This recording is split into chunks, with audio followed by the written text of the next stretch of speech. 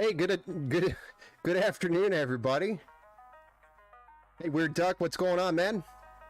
Lynn, hey, how's it going? Can I just call you Lynn? Is that okay? What's up, man?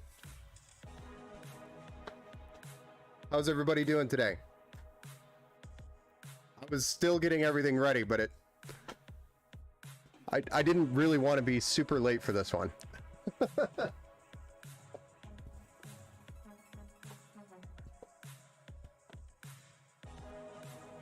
There's just so many parts for this build. So many.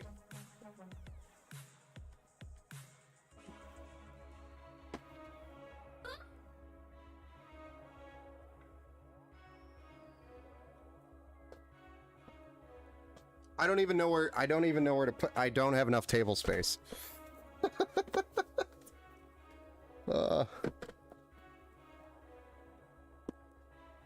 Fans.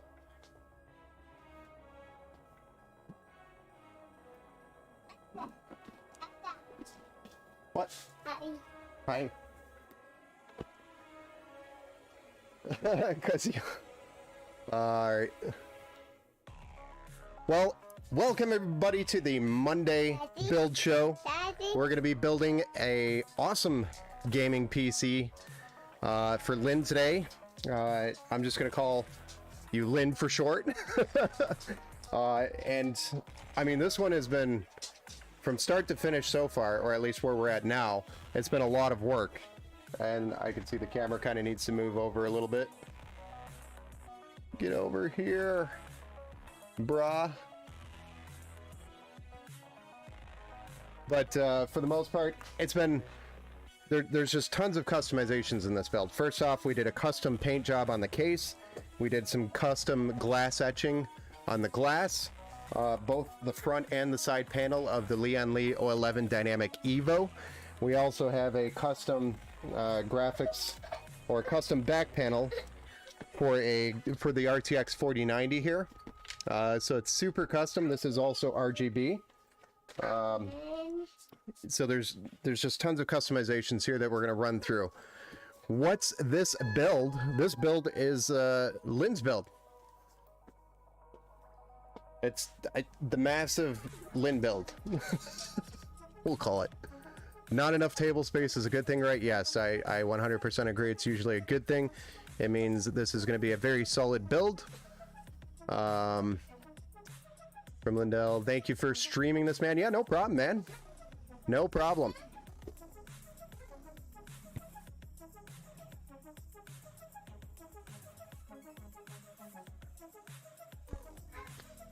Okay, so we're going to run through the build list and kind of just cover all the parts here. And I'm actually going to switch over to a top-down view with all the extra because there's just so many parts here. I just want to make sure you can see as much as you can. Let me just move this camera just a little bit. You don't get to see all my ugly stuff over here. It's because it's my build table.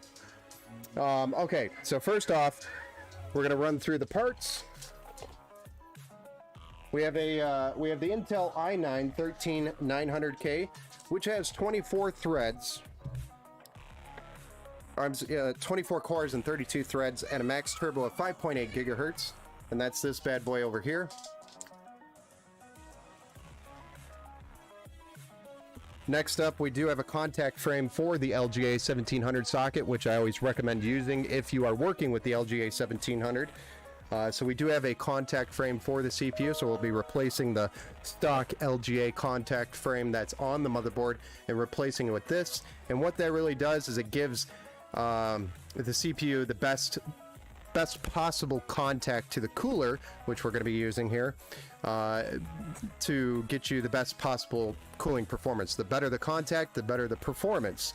So the contact frame for it's usually like $10 in that range. That's by Thermalright, which I highly recommend. You could purchase it on Amazon. If you're doing your own build, I highly recommend it for the LGA 1700 socket, which is what we're working with today.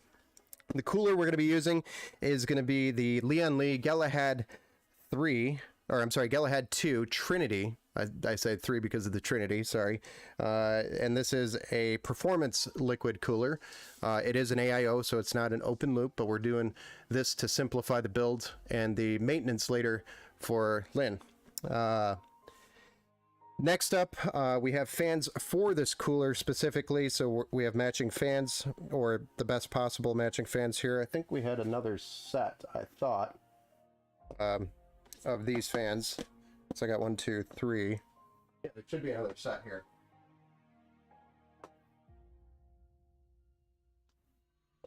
I don't know how that got missed. I left it over there. Oops. Anyway, so we'll have 3 of these fans here. The Lindariellle SL Infinities 120s that we're going to be using throughout the entire build, but we wanted matching fans on the cooler, and these are performance fans. These are fans that are going to last a long time. The bearings aren't going to get squeaky and fall apart after, you know, a couple of months of using it. So they're really high quality fans. Next up, we have the Asus ROG Strix Z3790H motherboard.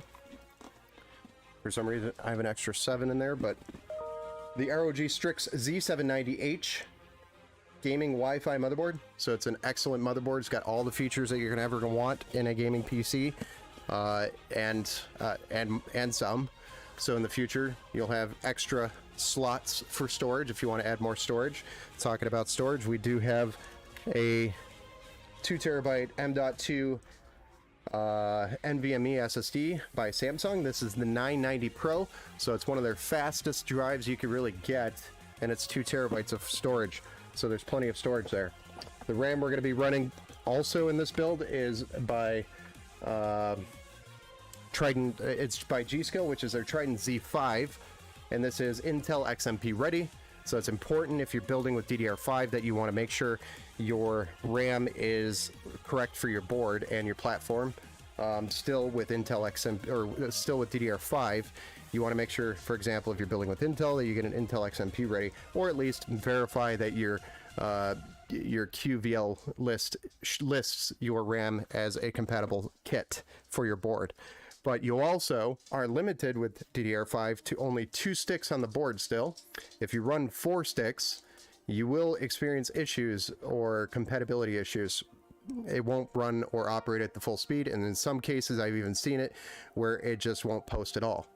So it's important to make sure you run and check your list, your motherboard support list.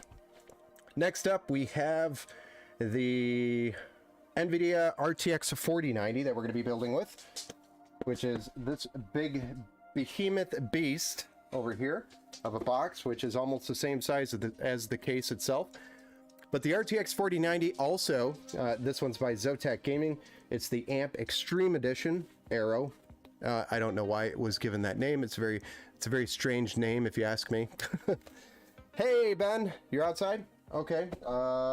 Hold on one second, guys. I got somebody that's dropping off a PC for repair. I'm sorry. I'm so sorry. Just give me 1 second.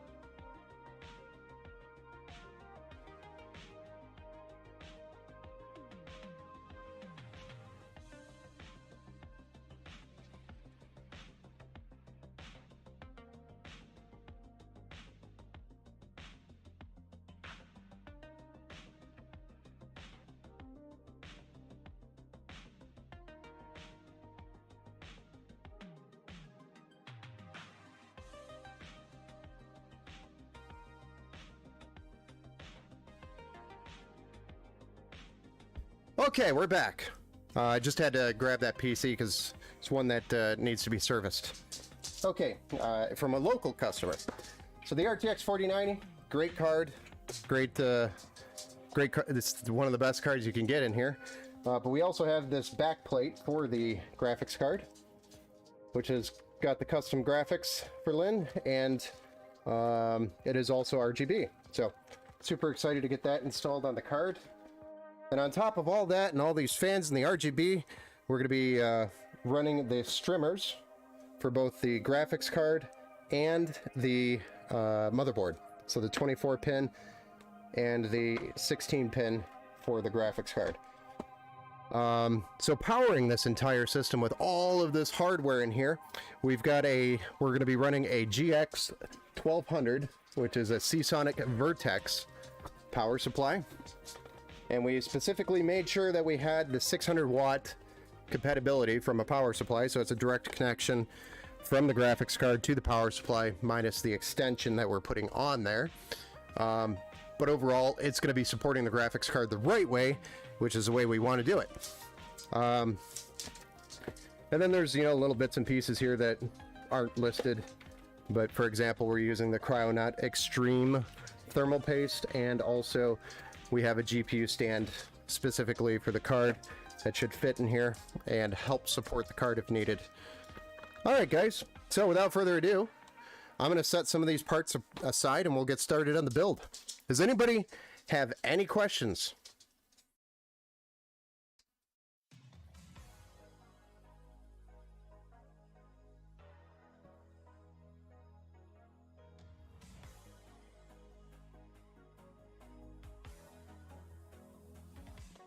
This is going to be a beast of a build.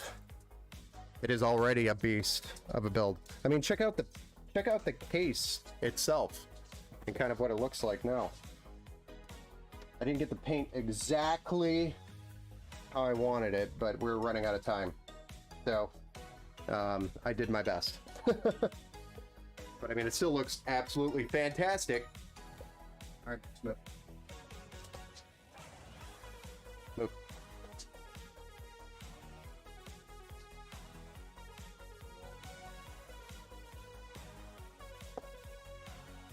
All right, so we're going to move all the parts that we don't need right off the bat, and then we'll dive into each of them as needed.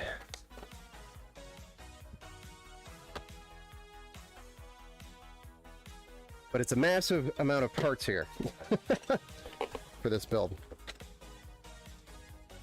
Usually I've got like 7 or 8 boxes and fits nicely here. This is a beast of a build. I mean, look at this. Look at this paint job. That's the top of the PC here. Oh.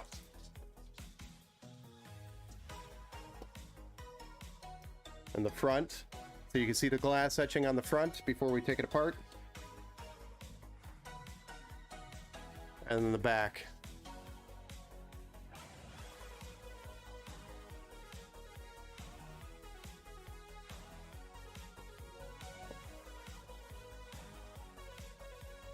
But it's beautiful. Paint came out really nice. I just wanted it to get as close as the color that we were targeting. Okay, so we're going to go ahead and get started with the motherboard, the CPU, and the RAM.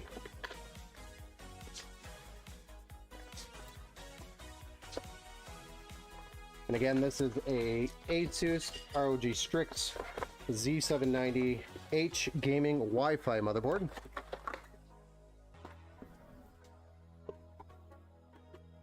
It's a massive motherboard for a massive PC build.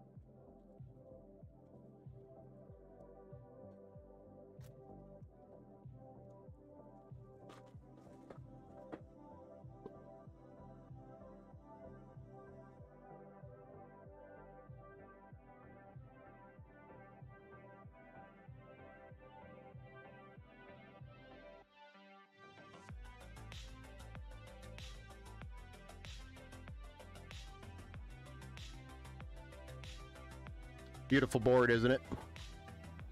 All right, so let's go ahead and get the CPU out, and then we'll drop it in the socket. And then we will get that contact frame installed.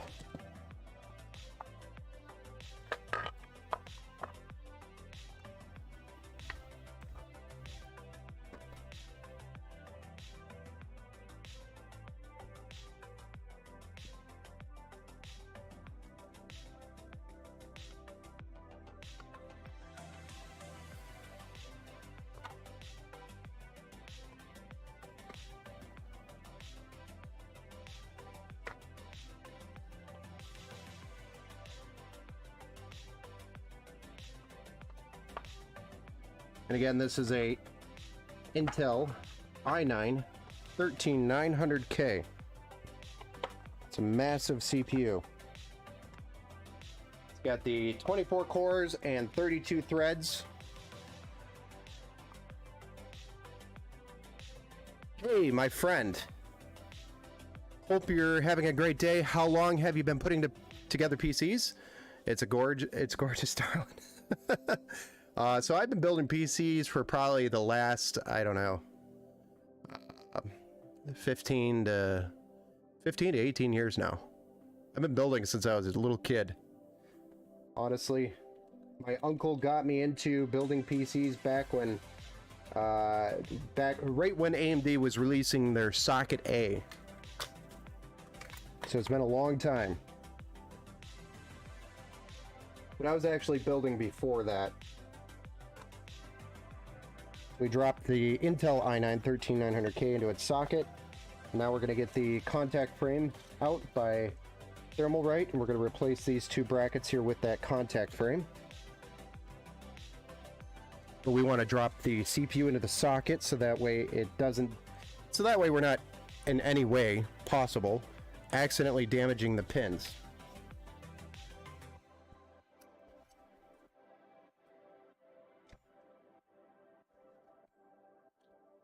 Just trying to readjust the microphone so it's closer over here while I'm building.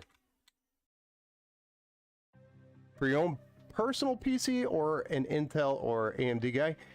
Currently I am running AMD, but I think the Intel, and this is a AMD Ryzen 7 5800X right now, or 5700X, one of the two. The reason why I went with that was because it was it was available from the business. So I wasn't going to be able to resell that processor because it was a return from AMD, and I just used it for myself and wrote it off as a loss. But honestly, I probably need a bigger processor, and if I would do it differently today, I would go Intel i9 13900K. But that's because I stream, I game, I create media, and I need those cores at this point. And I've hit a limitation on my current system that kind of limits how much I could do on my stream. So I'm kind of in a situation where I'm like, I need more horsepower. And the Ryzen 7, don't get me wrong, is a great processor. It's just I've met its limit. I've hit its limit. Yeah, they're both great. I'm not really a fanboy of either. It's really whoever has the most performance to provide the best performance per dollar.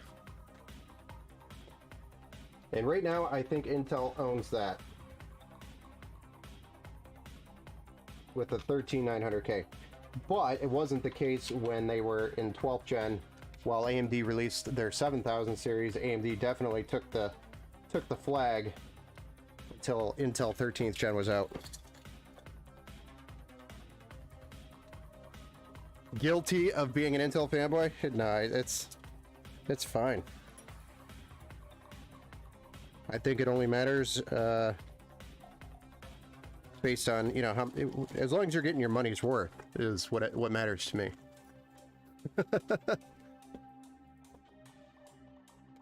So, and the Kick channel is lacking some love, so if you do follow the channel and I don't see the notification, it's because I am using OBS with Restream, and the Kick feed is not feeding back to the mini feed on OBS yet, or Streamlabs. So if I miss that, I apologize. And anybody that is liking or following, thank you. I appreciate it. I don't have a second hand here to follow and tell me when somebody liked. That, and I don't spend enough time playing around with the stream setup to make it perfect. I'm more of a hardware guy, if you haven't noticed. Okay, so next up we're going to install the... what was the 64 gigs, right? Yes. So 64, 232 gig sticks of DDR5. And specifically, this is DDR5 6000 megahertz. So it's a great kit. And I believe the CL is 32 on this. No, it's actually CL 30. It's even better. So it's really good timing on this RAM. Super good. And this is addressable RGB, so it's got that fancy RGB from G-Skill, the Triton Z style. And we're going to go in A2 and B2 on the slots.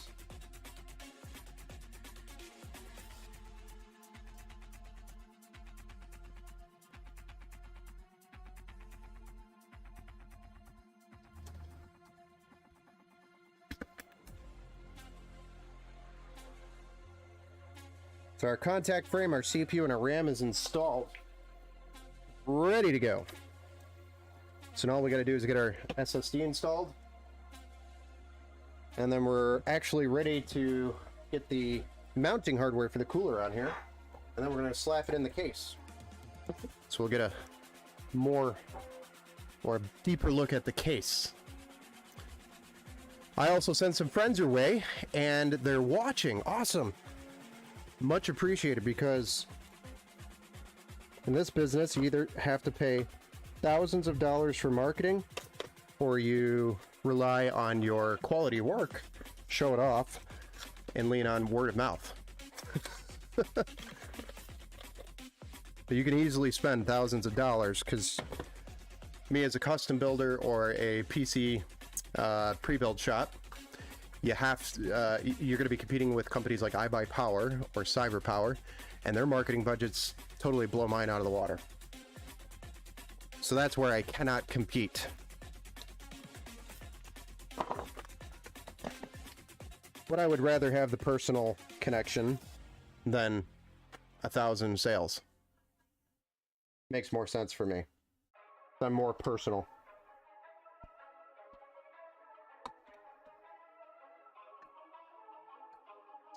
I'm sorry if I put my head in the way. But I'm taking the cooler, the heat spreader off the slot here. And then I'm going to peel this off of the motherboard. Or off the thermal pad. And then we're going to drop this SSD into the slot and lock it in. So there's a thermal pad on the bottom and the top for this SSD. So this SSD should stay nice and chill. Nice and chill.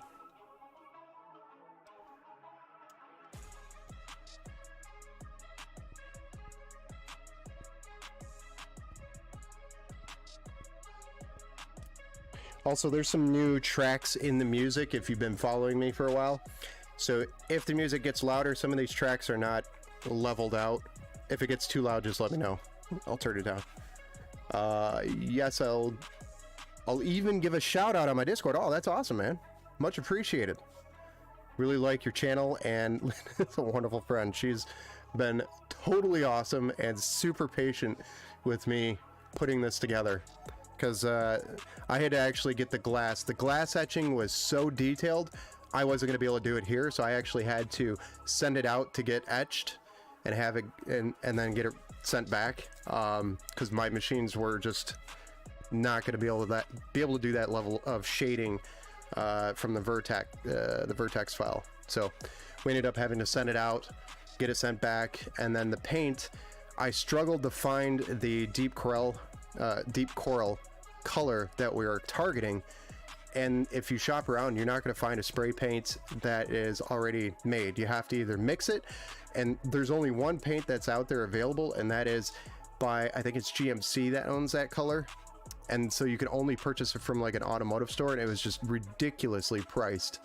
And you had to buy like 10 bottles of it. And I was like, this is kind of stupid. So, and it wasn't even like perfect right on, you know, the color that we're kind of targeting. So the paint was the delay ultimately, but it was crazy how it all worked out.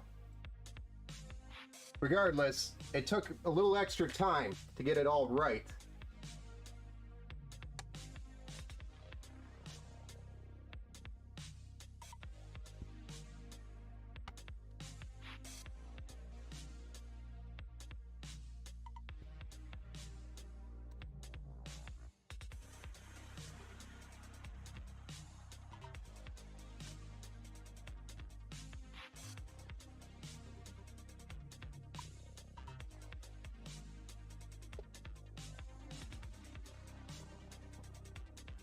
Okay, so we've got the SSD installed.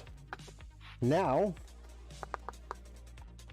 we can move on to getting the... Oh, no worries. Sheesh. No big deal. I'm just happy it turned out very nicely. And that's what we were targeting. And you really only have one shot because you have one case, right? So if I mess up, I have to go buy another case.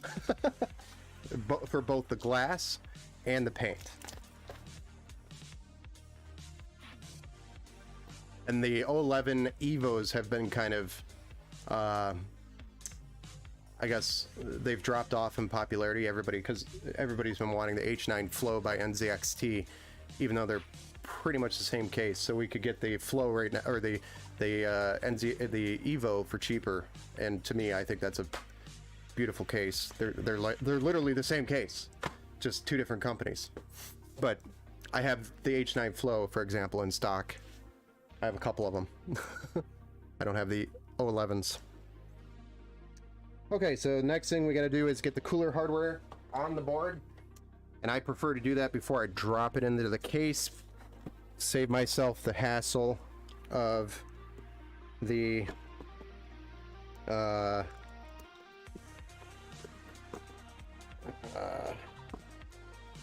dealing with it while it's in the case anyway. It's just a lot easier.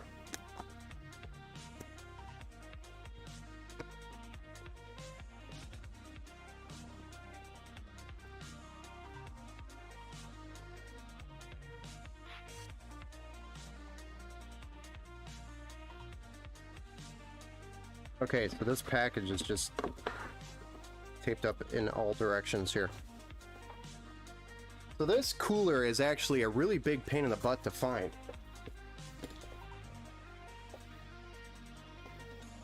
If you go to order it online, for example, on Amazon, it's really hard to find. And it takes a while to get here. So thankfully, we have a Micro Center, and I just whipped in there and they had them. And I grabbed... No, this one I had to actually order because they didn't have any. I forgot. This one I ordered. And I had to order it from Lindariellle directly. And apparently they don't put them in an external box. They just shipped it like that. Okay, so there's the cooler. We're going to set that aside, but we need the hardware for the motherboard to mount the cooler to the CPU to then get the cooler, or get the board installed into the case. Not using that. Not going to be using these. We'll need that. Need these.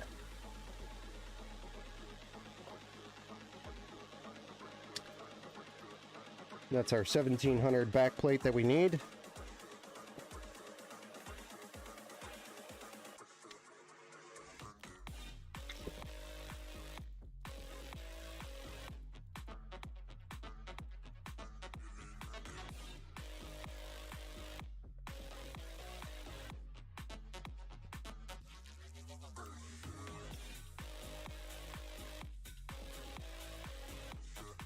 We're going to throw the back plate onto the back of the motherboard. And then put our little stud things, spacers, or whatever you want to call these on here. Stud spacers.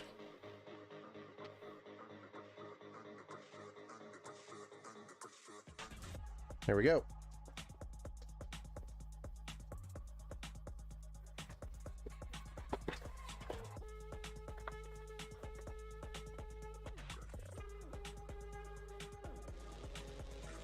This is the case hardware kit that we need. But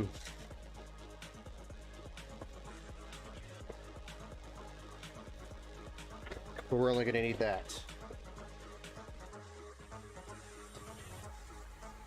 Okay, so we're ready to get the case out. Even though it's already out, I mean, we're ready to place the case here.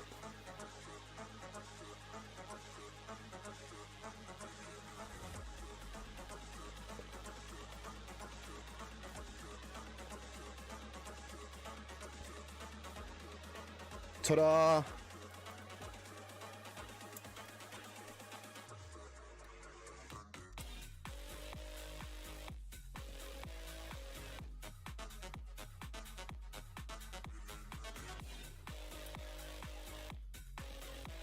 I think some of the paint stuck.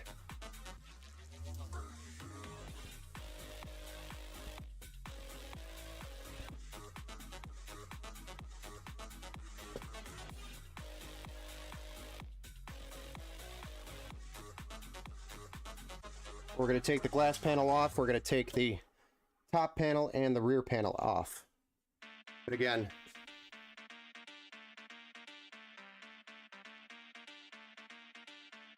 look at that glass etching.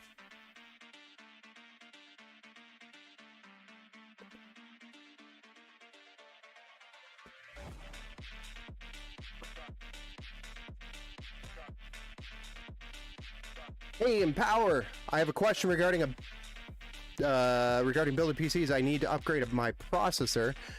So pretty, yes. And when I order and get it, does it come with thermal paste, or do I need to actually order some of that as well? So it really depends on what processor. Usually, and I'm assuming you have your own cooler already that you're going to be reusing. And if that's the case, then yes, you will need to order thermal paste. Thermal paste does not normally come with your processor unless you're planning to use the stock cooler that will come with, for example, the i5 or the Ryzen 5 or the i3 or Ryzen 3. That's pretty much the limit of the stock coolers today. And honestly, I don't even use the stock coolers in any of the builds. So yes, I would say purchase your thermal paste ahead of time as well. And I would recommend Thermal Grizzly Cryonaut if you're using a water cooler. It's going to be the best paste that probably gives it a good life, meaning at least a year or so before it starts degrading and becoming, or you start seeing some thermals increasing. It'll last a long time. We're going to be using Thermal Grizzly Cryonaut Extreme so that it lasts a little bit longer for Lynn. But yes, that's what I would recommend doing, is just going out and getting the thermal paste. Arctic Silver is also another good one. I think they're Arctic Silver 6 or 5. Both of those are pretty good. And those are cheap and relatively available. The other brand that I would recommend is Noctua. Noctua's NTH2, which is this guy. I use this a lot too. This stuff is really good as well. It lasts at least, again, a good year. So, are we using fans or water cooling here today? We're going to be using a mixture. So we have an AIO, which is a liquid cooler. It's factory sealed, so we're not going to be doing an open loop, which takes hours to assemble, by the way.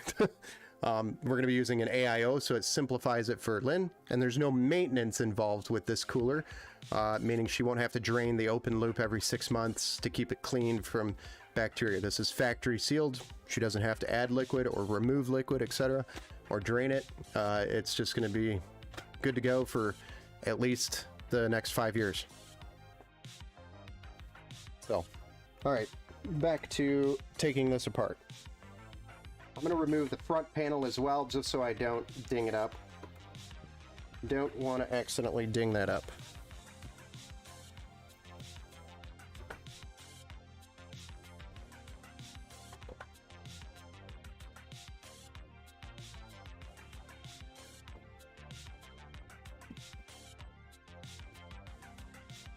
And then the back panel.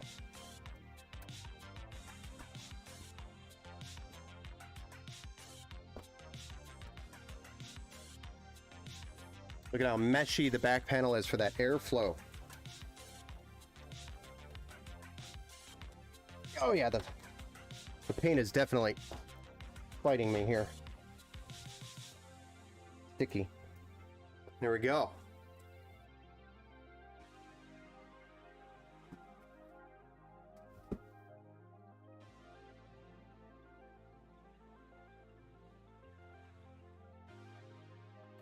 And then we'll remove this panel because this is where the majority of the cables are going to go. But I had to disassemble this entire case to get to paint this. So everything was taken apart. And then we reassembled it after it was painted. So it was disassembled, reassembled, so it was clean paint. Well, I know my PC doesn't use water cooling. I want to say it was a Wraith Stealth Cooler with processor, but not entirely sure. What processor did you purchase? Because if it comes with a stock cooler and you're going to plan on using that new stock cooler, that does come with pre-applied thermal paste on the cooler. Such as an example, I have about 500 of these coolers, stock coolers by AMD, sitting in a box because we don't use them. And they come with every single Ryzen 5 CPU we purchase.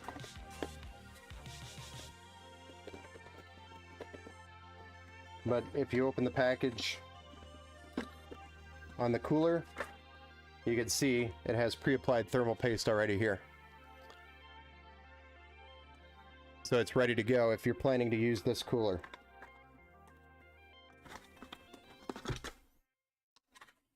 But that's if it came with the CPU. If you're just reusing your cooler, then yes, you will need to apply new paste. Yes.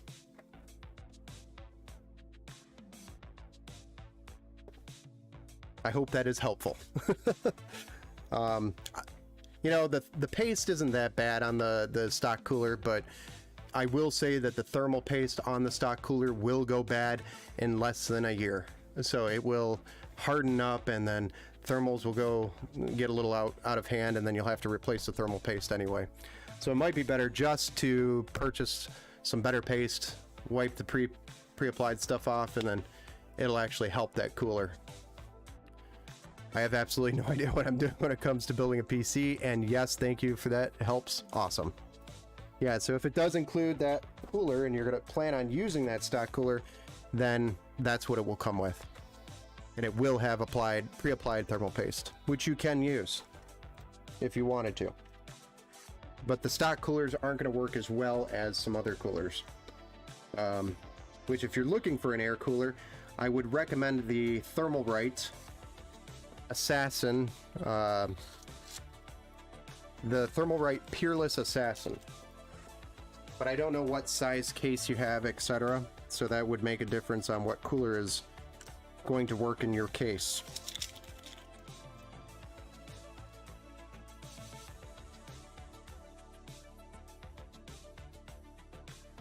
What was the thermal paste you mentioned? Grizzly? Thermal Grizzly Cryonaut. But you could just use the regular Thermal Grizzly if you're using an air cooler.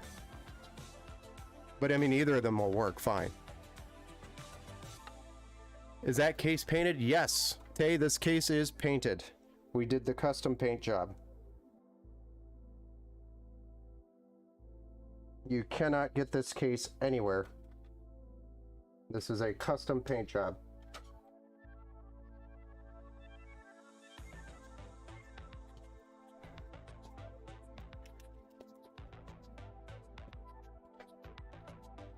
Which, by the way, if you're looking, if you're doing your own build and you want a custom paint job, we do only, if you want to send us your case, or if you want us to build you your PC, etc., we could do the custom paint. But if you're building your own PC and you just want the paint, we could do just the paint on the case alone. You just would need the PC before it was assembled, which we could do after it was assembled as well. Over here, or we can order the case, paint it, and then ship it to you.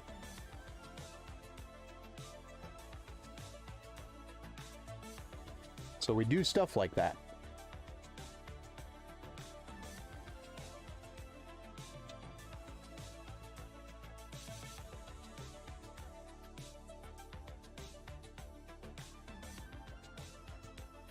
It looks beautiful. I knew I should have got it.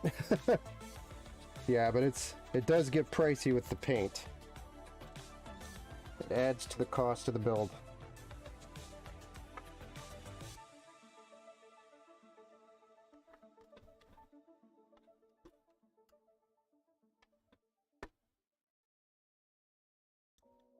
But yeah, we could have definitely done a really nice orange color on your build, because I know you were looking for orange. We did get the orange cables to add some orange flavor over on the Twitch, Tay.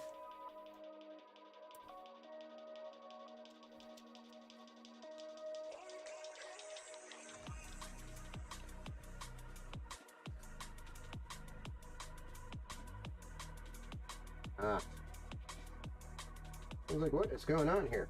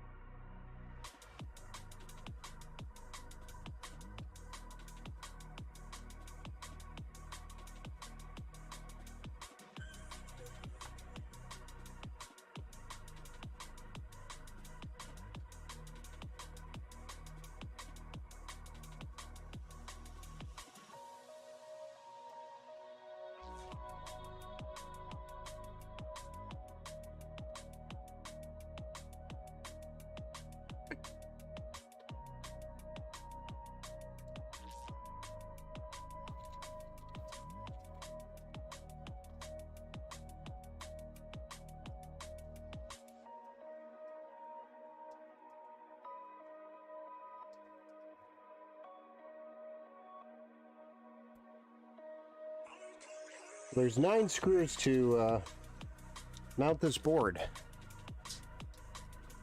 And that holds and secures the board to the case.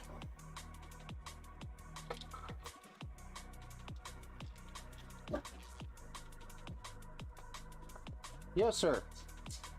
Can I help you, bud?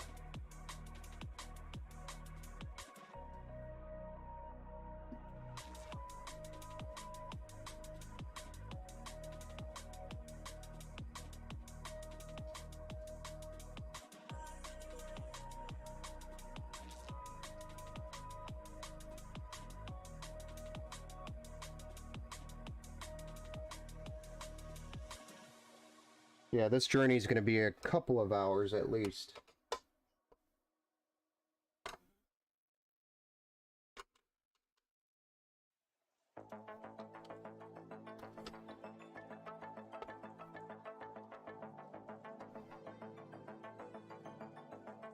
There we go. So we've got our board mounted to the case, starting to look like a gaming PC. Had to be a difficult one. No, you're fine. Was that a pupster? Yes, sir. That was Mr. Max. I don't know where he went. You want to come here, bud? Come here.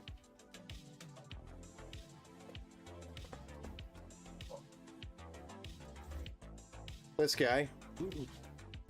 Oh, thank you. He's just looking for my attention.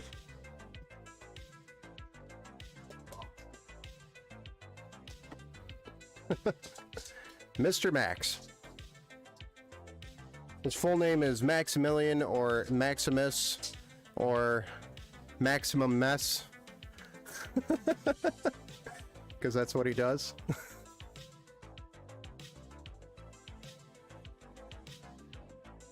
All right, so we're ready to move on to maybe plugging some of the cables in from the case, getting the cooler installed, and I think we're going to do some, actually I think we're going to do power supply cables up here, because once we get this cooler in, it's going to be more difficult to get up into this corner, and we'll get this case fan installed, and then we might do the rest of these case fans before we do the cooler. Haven't quite decided yet. But these are the cables from the case that we have to get plugged into the motherboard. We'll start there.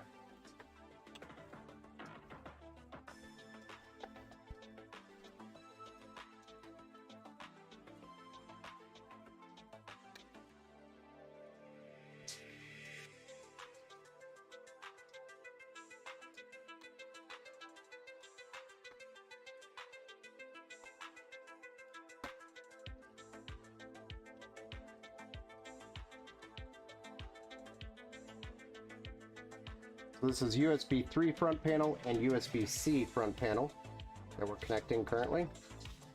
And then we also have the HD audio connection, this bad boy, which is going to go towards the bottom left side of the motherboard. And these can really only plug in one way, so you really can't mess them up. So it's really hard for me to mess them up. And then we have the front panel power connection, and that's your power button, etc. And again, really it can only get plugged in one way.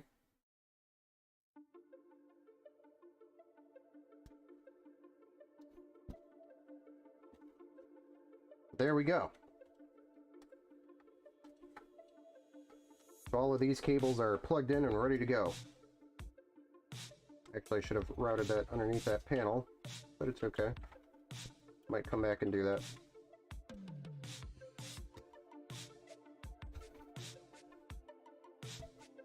Just so it's neater, because cable management is important here. Then this, we'll decide later where it's going to go, but that's your RGB connection for the RGB strip on the front of the PC. I just haven't decided where that's going to end up yet. Alright, so next, let's get the power supply cables out. For the EPS connection, so there's two 8-pin connections that we have to plug in the top corner, and we just want to get those plugged in before we get the cooler installed, because it's going to be a pain in the butt. A pain in the butt once that cooler's installed. Get my fat fingers up in that corner.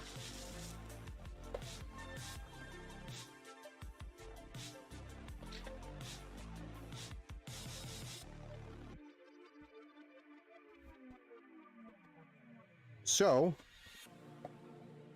being proactive about that, we're going to install the cables first. Haha.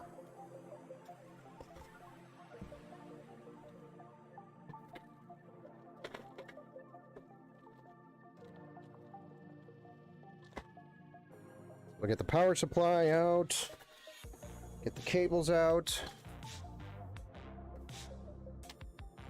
and we're probably not going to use all these cables, but this thing comes with a massive amount of cables, so you're probably going to have a bunch of extra cables for the power supply, which you don't have to use, but in the future, if you ever wanted to add more storage, for example, or add more peripherals, you may need the cables in the future, so it's a good idea to keep them in case. But I might end up plugging them all in and then packing them in there. We'll see. Just so that they stay with the PC and the power supply. They don't accidentally get misplaced.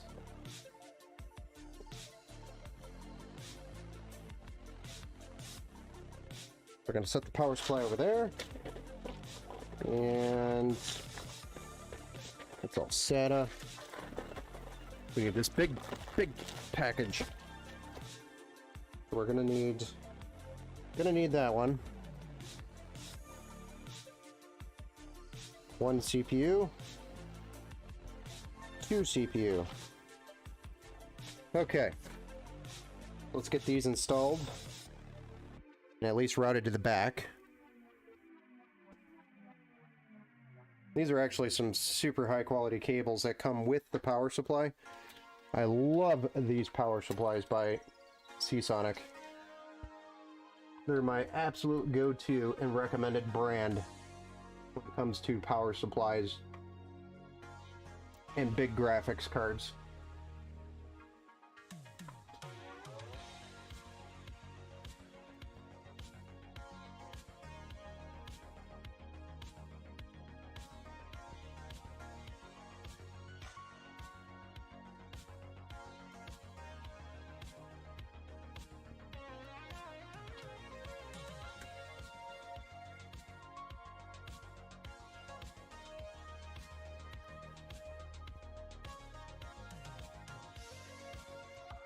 Alright, so both of our EPS cables are plugged in.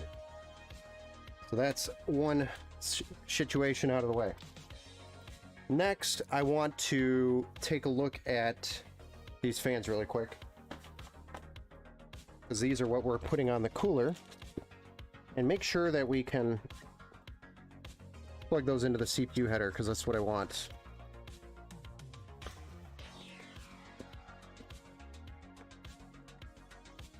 Or would prefer.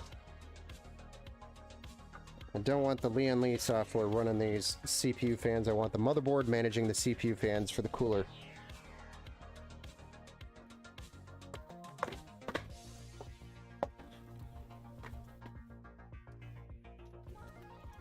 So let's have a look.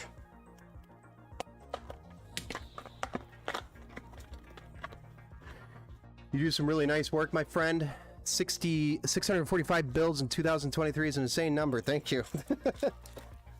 And our goal is going to be 1,200 this year. And we're running into the busy season, which means it just gets busier from here on when it gets closer to the holidays. So we'll do about half of what we do the entire year within the next like 2 or 3 months. Okay, perfect. So we're going to connect this to the CPU fan header.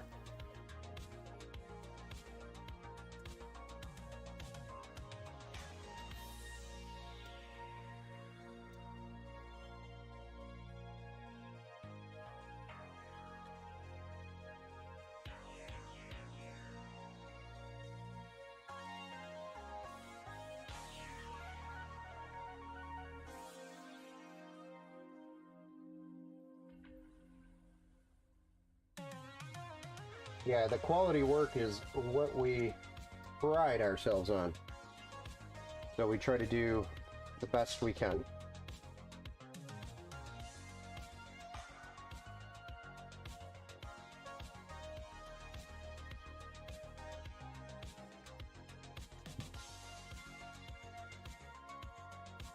Do do do. Do. Do do do.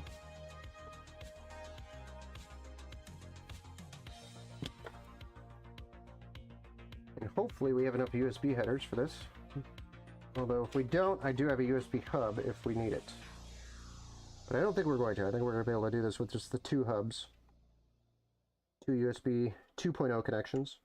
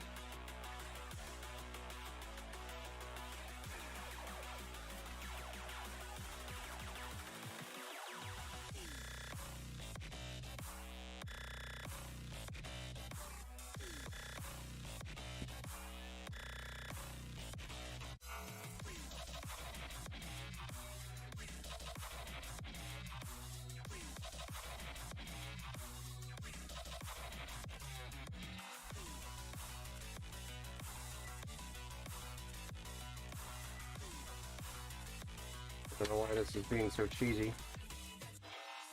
dangerously cheesy. Come on. Quit being a cheese ball and work with Daddy.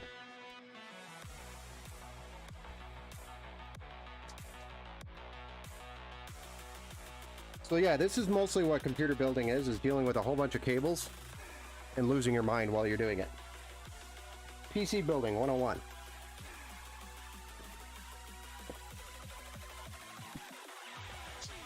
And it just fell. Nice. Get up there and stay. Okay. And it just fell again. Screw it, it could stay there.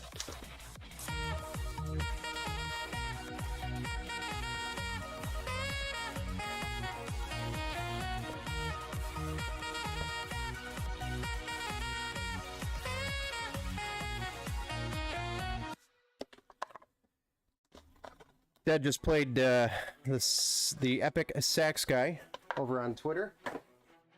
Thank you for that. I needed a little bit of an uplift there.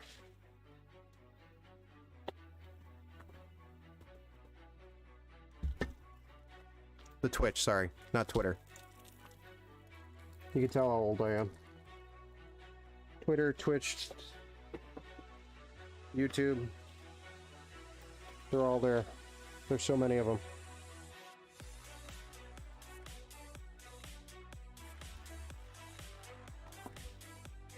Okay. We got a single fan for the rear. Back door. And we're going to set that up as exhaust so we can try to direct some of the airflow back up to the top. Pull that airflow. Pull it. And these fans are the infinities, so there's RGB mirror right here. Pretty RGB mirror. Super cool.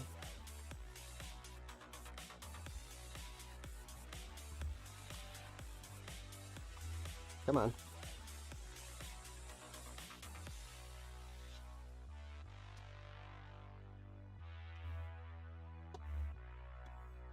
And this is another reason why I wanted to put this in before we got to the situation of... Oh. I actually want that on the hub. Silly goose.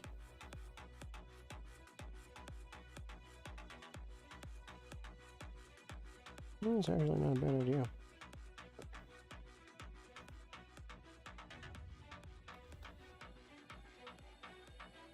So we need a hub connection.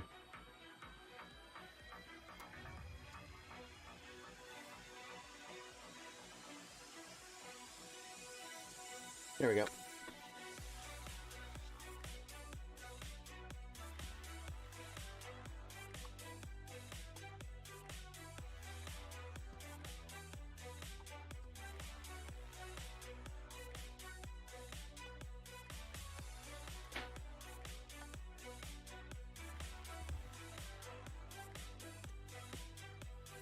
What am I building? I'm building this awesome RTX 4090 Intel i9 13900K build with a custom paint job.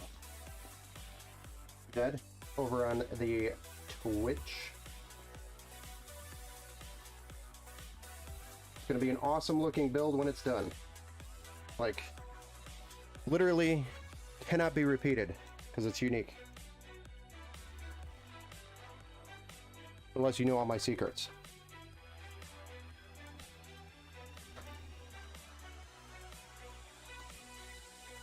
One of a kind.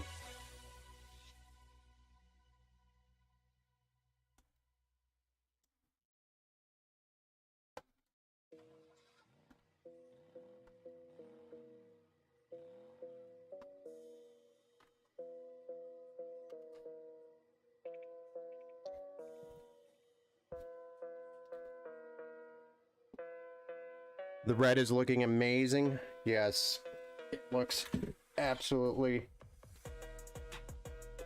custom. Is what I can say. Very custom.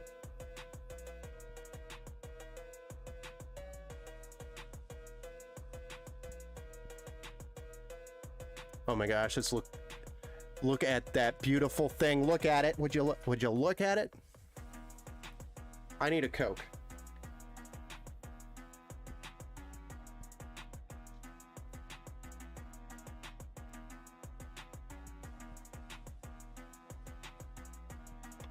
It reminded me to fix the side cam before we switch views later. Because right now it's pointing at the ceiling, and I don't know why. It's like, hey, I'm gonna look at the ceiling right now. And it's motored. It's got a motor built into it, so I have to use the controls to turn it. So sure. Yes, it is beautiful.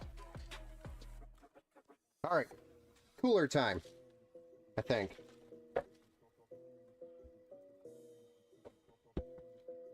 So we're gonna, I think, swap these fans out. And I couldn't remember if I was gonna use those too. If we are, I need some extra screws. Do I have any over here? My cluster.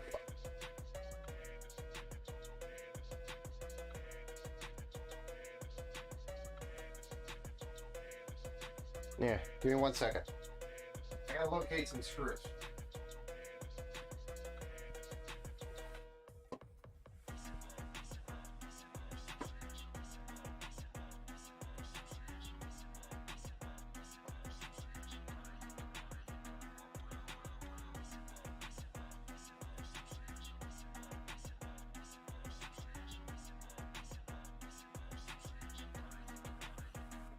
Behold, the screw box that's falling apart.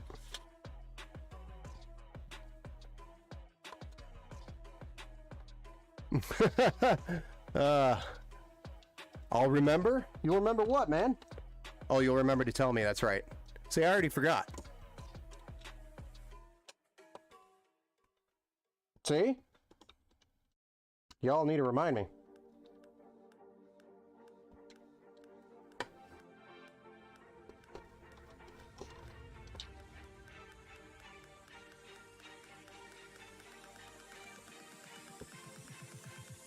Bye. My screwdriver is like, I'm going. I'm leaving this place.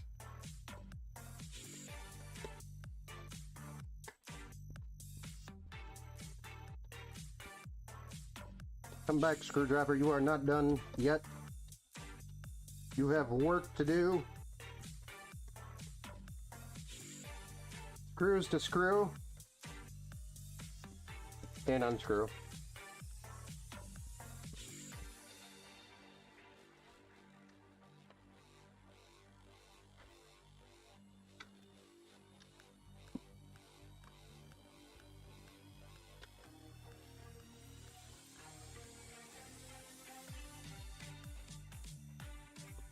So if we're going in like that, we need our cables facing this way, right? No, this way, towards me.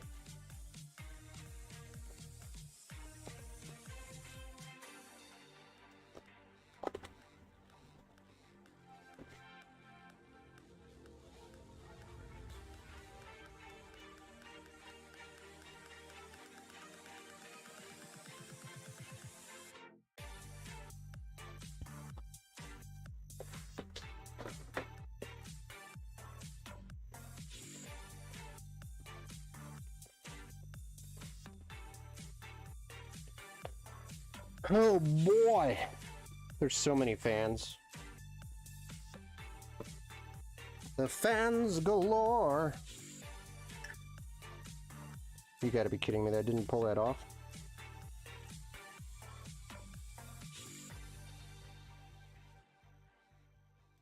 Come on.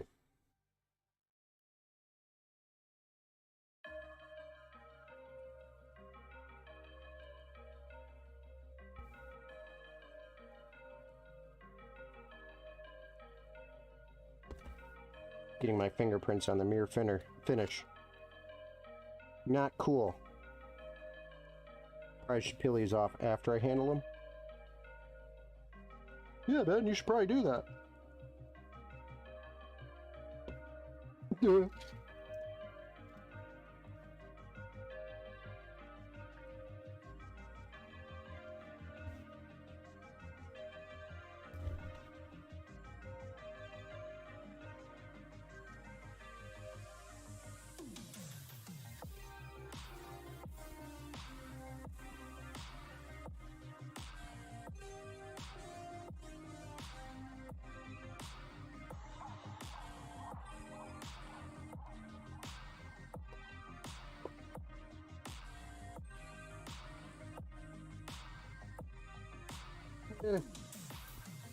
Want it on the back side.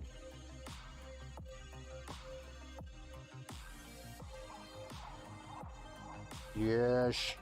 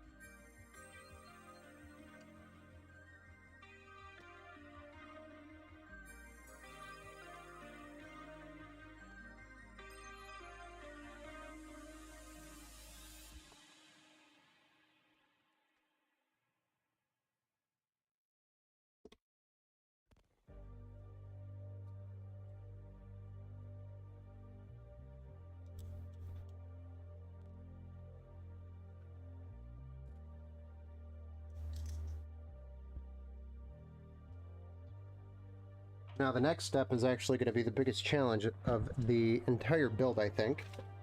And that is, I mean, outside of the paint and all that, but this is mounting this with a fan radiator sandwich. Right?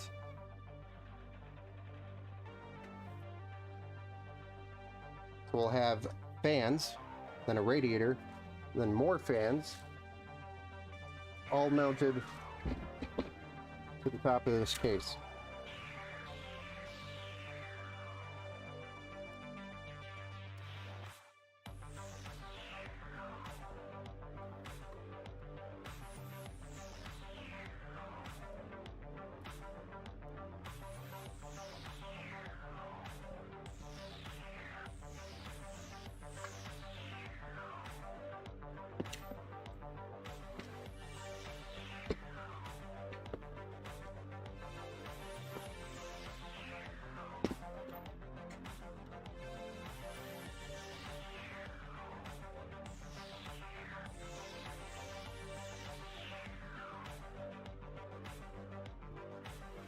But it shows there's so much more for me to upgrade and enjoy with the desktop laptop. Oh yeah.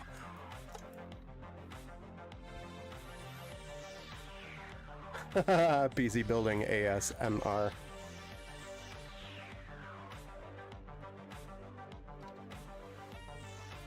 This thing is built with a love and passion.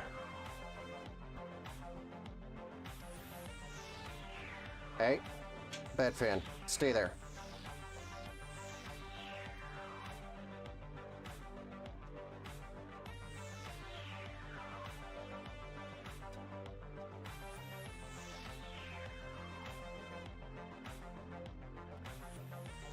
I mean, there's so many fans in here, it might actually levitate on its own by, you know, just FYI. If you catch your computer hovering, I apologize in advance.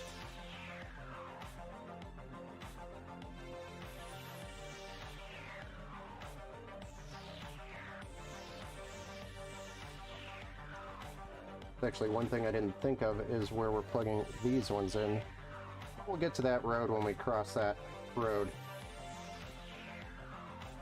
Okay. Just need you to slide on in there. Go.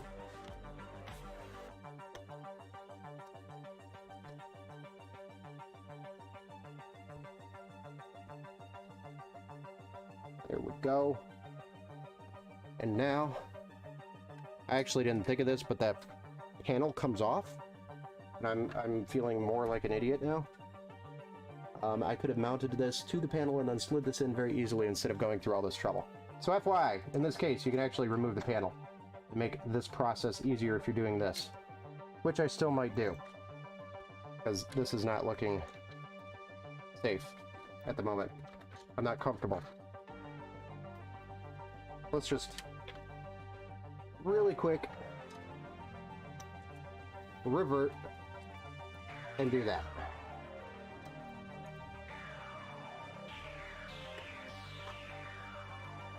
And it's going to be a pain to get that to work.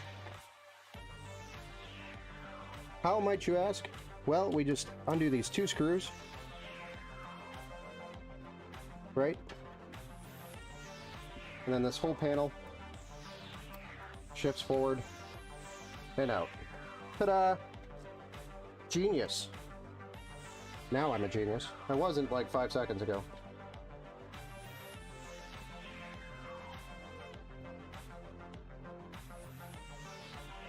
And then you'll see how easy it is to actually put this in next. So much easier.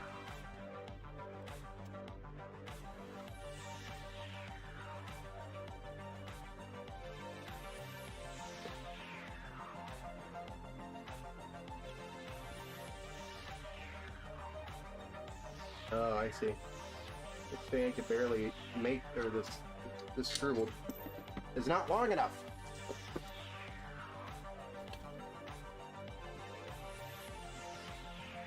That sucks.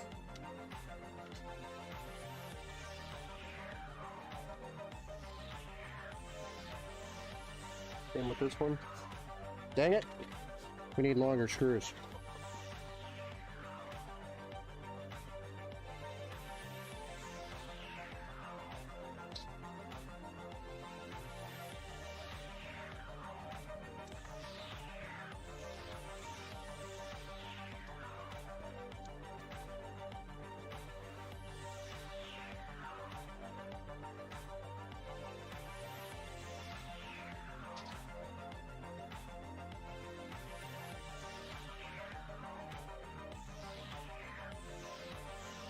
A little bit of a buzzkill.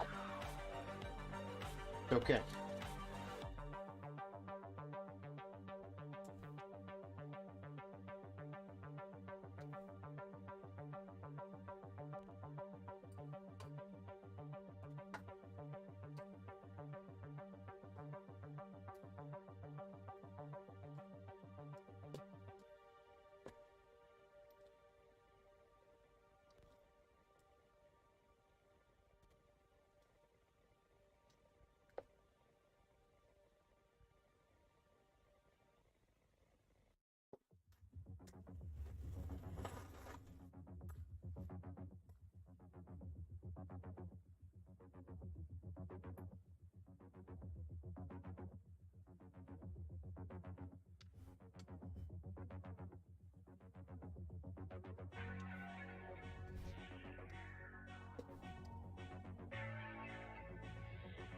Wow. That one's also not long enough. Interesting.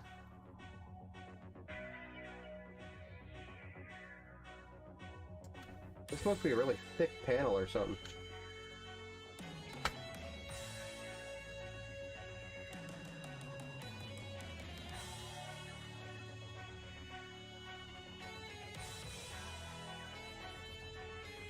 That kind of sucks. I know that these fans are thicker, so I thought I was going to be able to just reuse the same screws that came with it, but apparently not. Apparently this panel's too thick.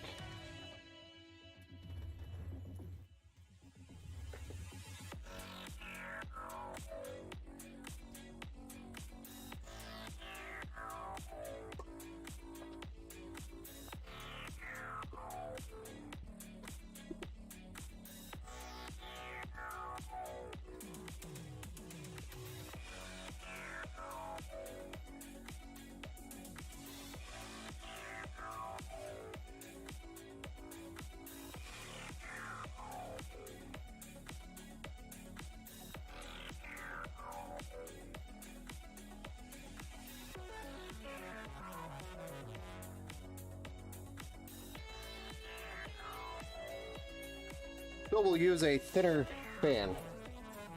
Okay.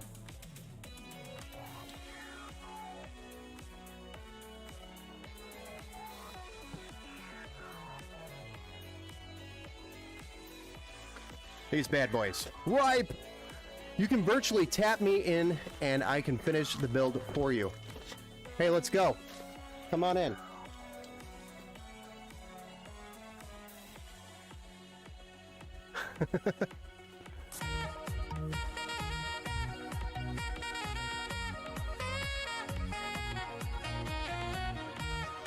Hey, Dead, playing that epic sax guy again for me.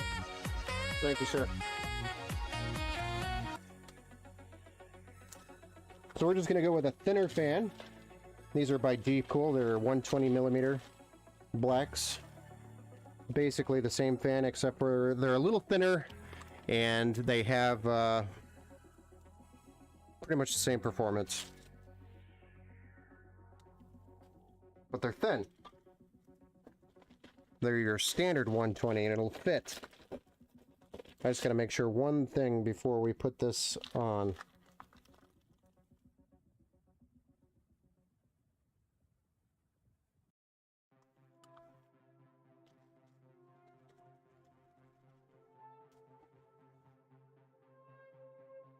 We also need a splitter. There should be a CPU option. Yes.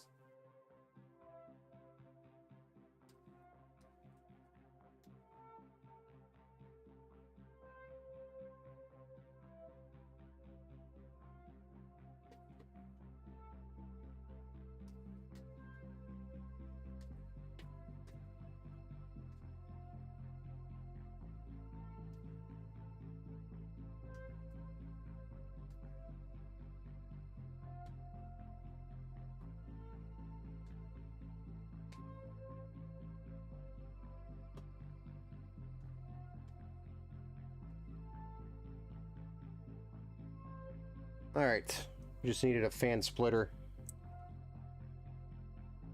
So we got a fan splitter.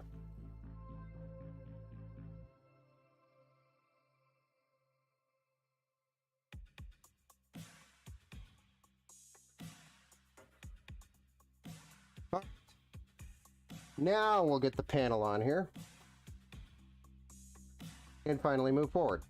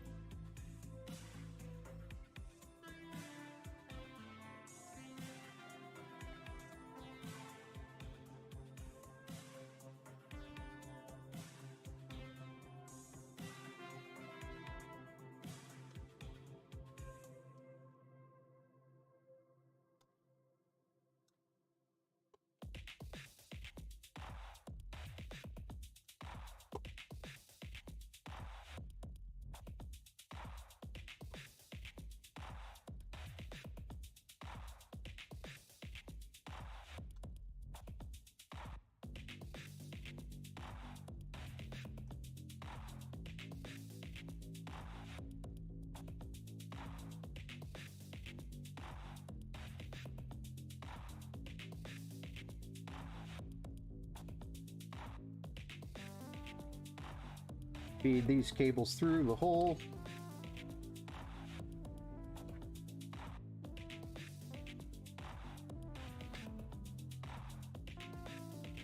I'm excited for you over here, living through, that month, yeah. We're excited to get this filled over to her as well.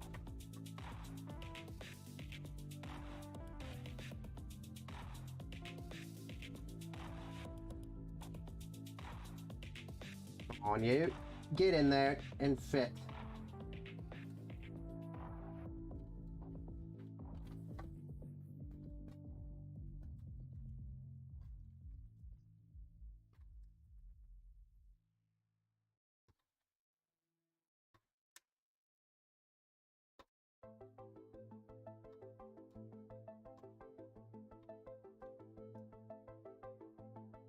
What are we hooked to here?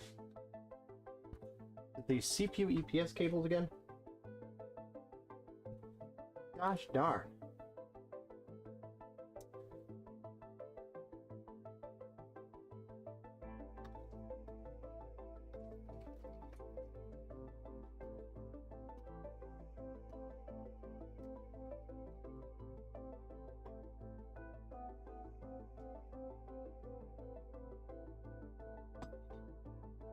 There we are.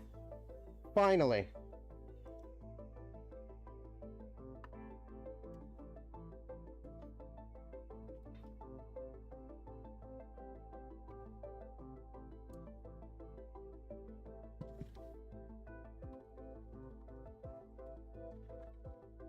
Ta-da!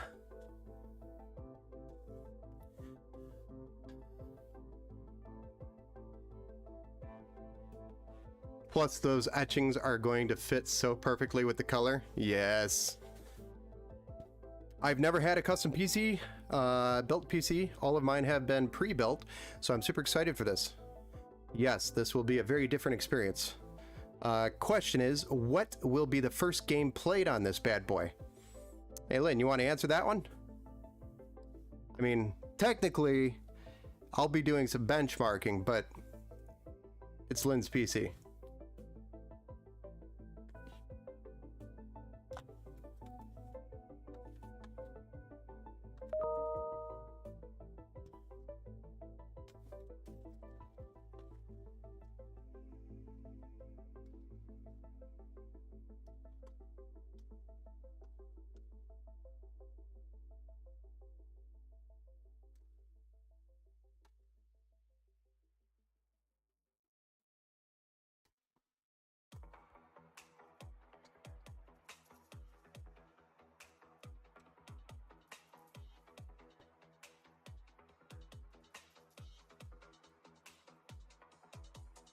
They're a massive radiator fan sandwich.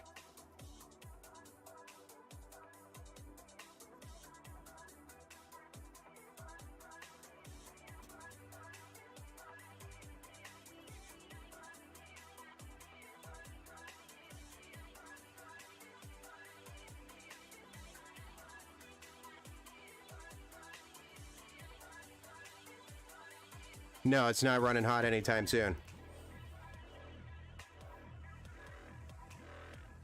You need to download your World of Warcraft, and there are so many other games I need to get downloaded. So is World of Warcraft going to be the first game?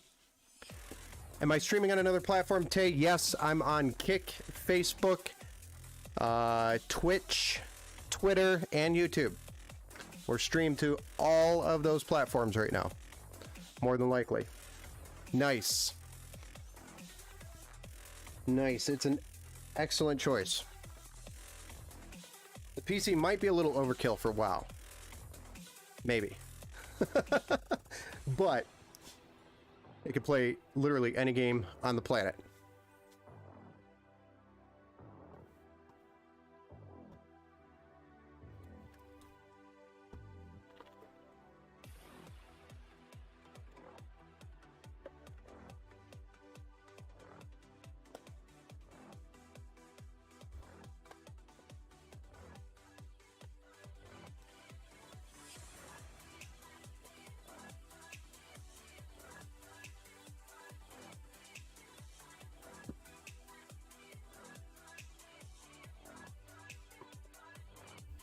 Okay, so let's get the cooler block slapped onto the CPU so that we can move on to the rest of the case fans, and then we can move on to the actual, what do you call it? Graphics card, and then the power supply, and the cable management, and the Leon Lee strimmers. My oh my, there's so many things left.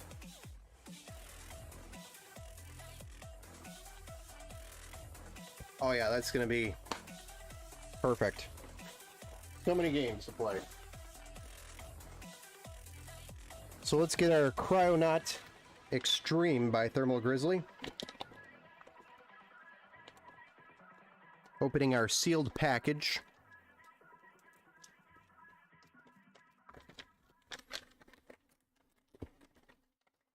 to reveal the small, very expensive tube.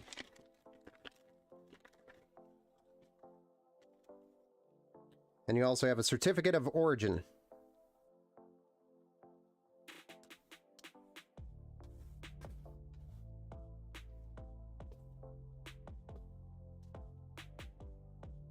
But we're going to apply in an X pattern and a couple of dots just to make sure we have the coverage. And the nice thing about the contact plate is that the thermal paste doesn't get down into the socket ever.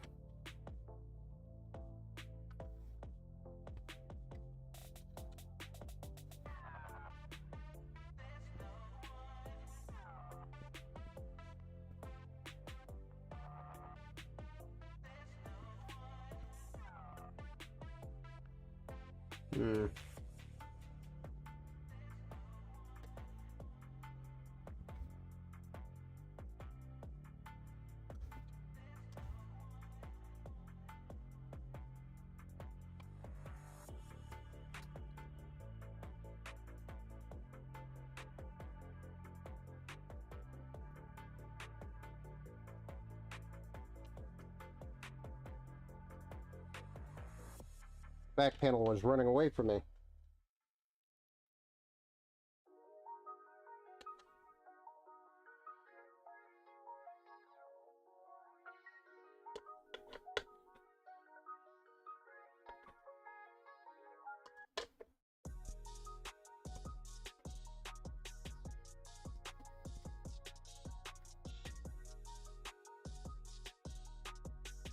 I did peel that off the...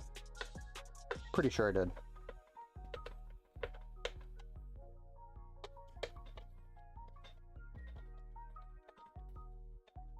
We'll know when we fire it up.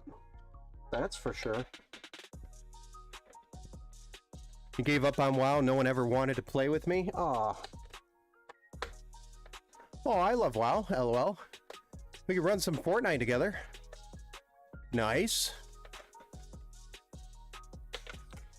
I ran Fortnite and I found out I can't keep up with 13-year-olds, so I stopped playing Fortnite. Wasn't a feasible thing for me to, at least for my mental health anyway, to continue playing that game. I think it's just that I'm bad at it.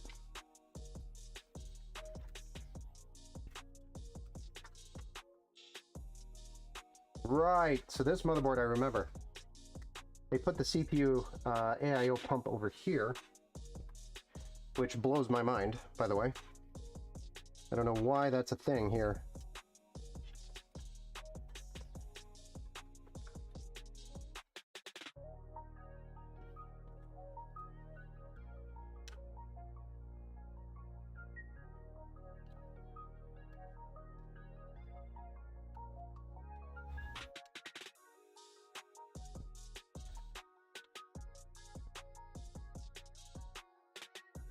We'll need some zip ties. Just a few.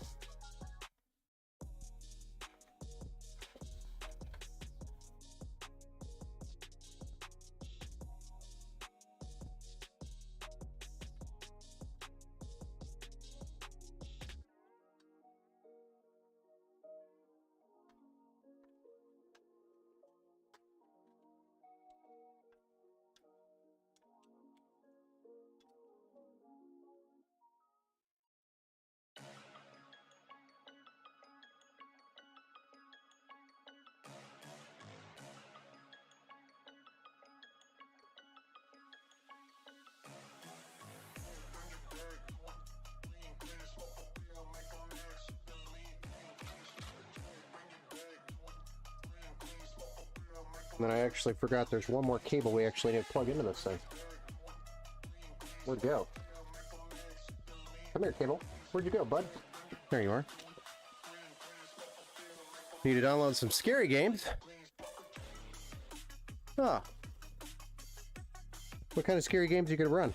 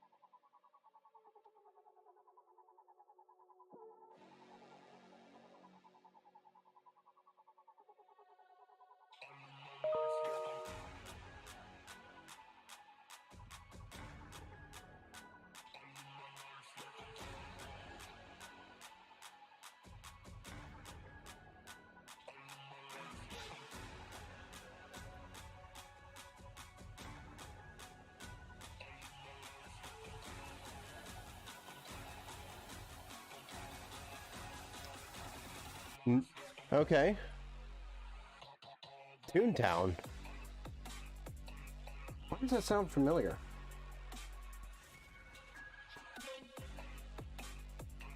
Toontown was your favorite growing up? I was gonna say, it sounds familiar. Very familiar.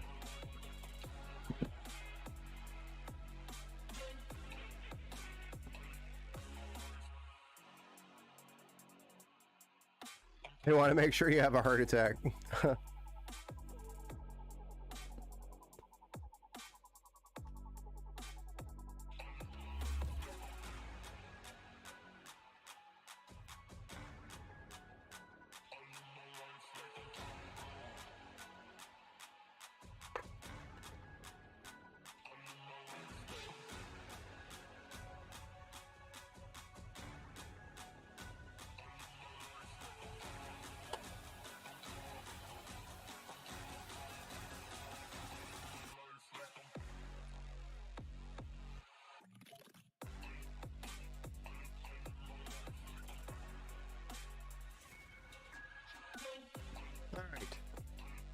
I was just cleaning up those cables.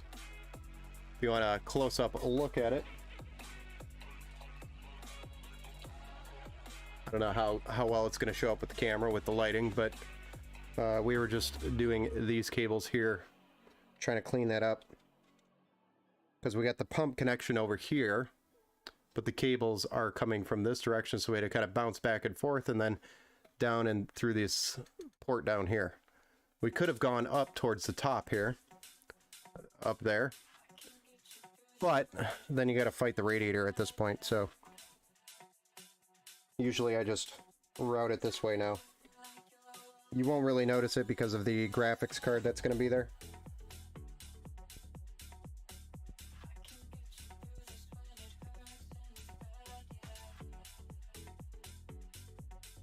Cable cam.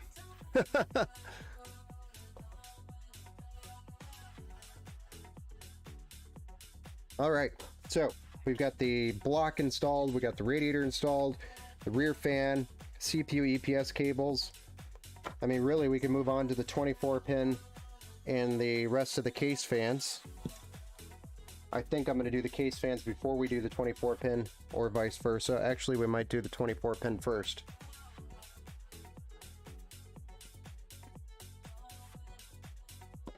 Strimmers.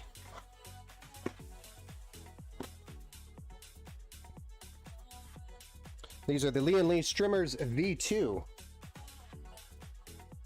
We got a 16 pin and then a 24 pin. One's for the graphics card, one's for the motherboard. So, some super stoked RGB out of these things. And more RGB hubs. I actually forgot about the additional RGB hubs. So we're going to use one hub for the CPU. And the rest of the case fans.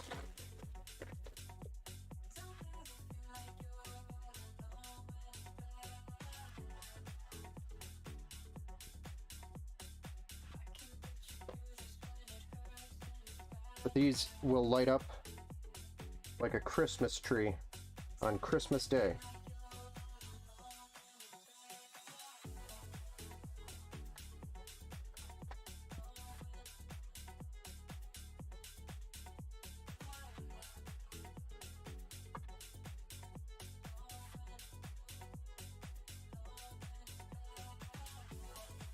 These are just cable extensions at that point with RGB built into them that get plugged into a hub.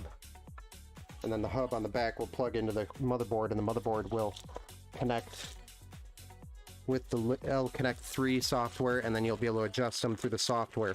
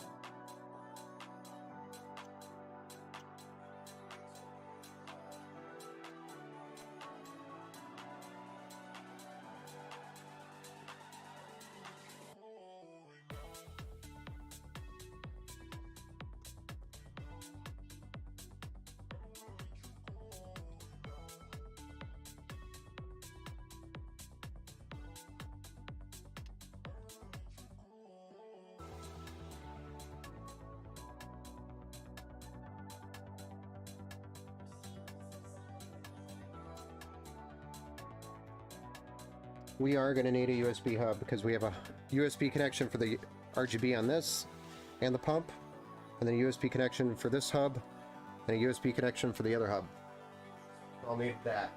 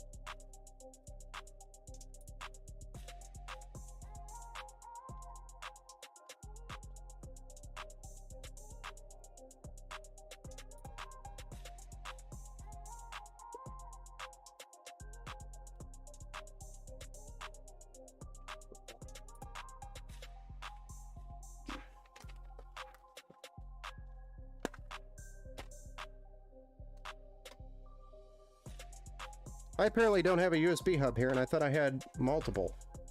We might have used them all.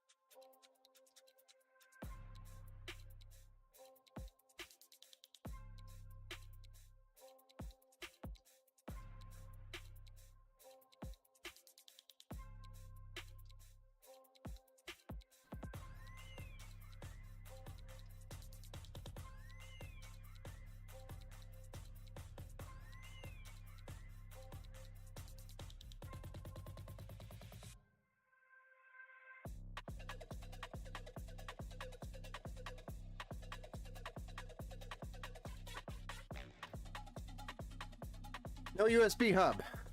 I'm sorry. I'll have to put one in later. So, but it's okay, it'll fire it up and we'll get it all going. But I'll have to get one because we'll need it. So the importance behind the USB hub is that there's only two USB 2.0 headers on this board, and we have a hub that requires USB 2.0. We have a cooler that requires USB 2.0. And then we have a streamer hub that requires USB 2.0. That's 3 headers we need. So we're short 1 header for the USB 2.0 for the hubs, Lindariellle hubs. That was an overlook on my site. So I will make sure we get a hub tomorrow and plug it in. But we can still go on and finish the rest of the build stream just without that hub. I'm sorry.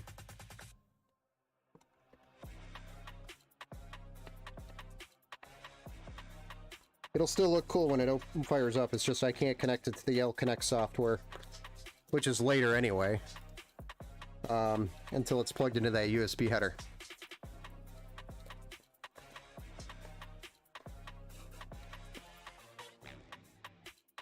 But it will be done right.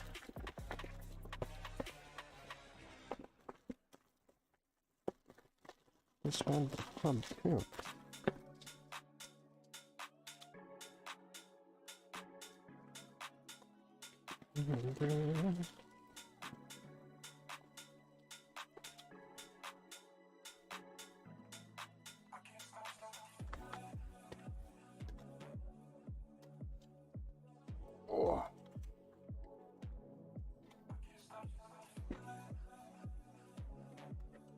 Oh my gosh, it's getting a little crazy back here.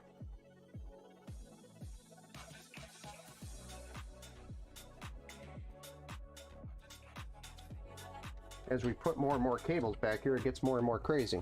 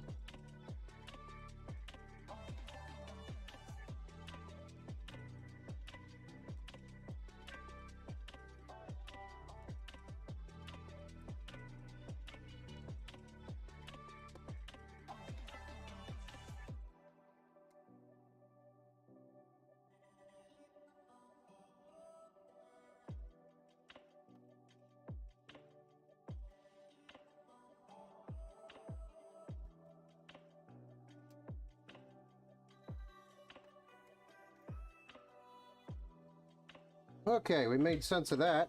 So now we can move on to maybe putting some of these fans on here.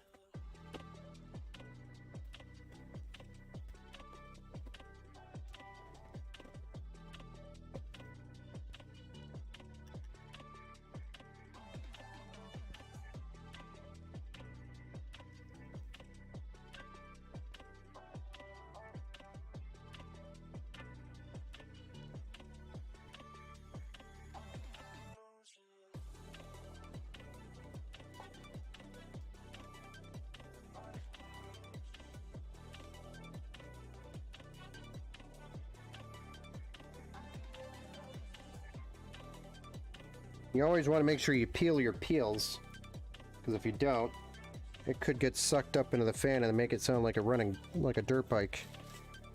You know, like the whole bicycle, make my bicycle sound like a dirt bike scenario.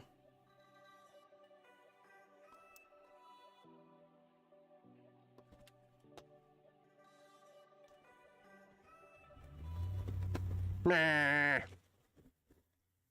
That kind of sound. So always peel your peels.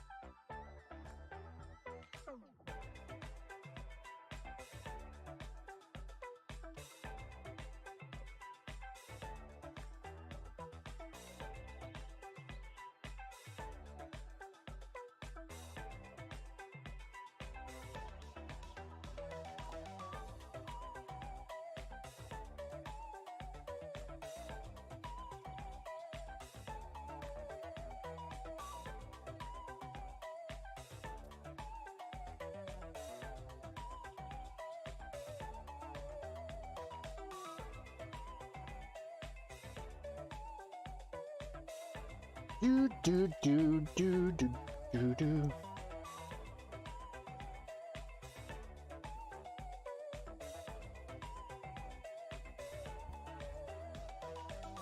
And this is again another panel that you can remove, but I'm doing it the more difficult way to save myself just a few minutes.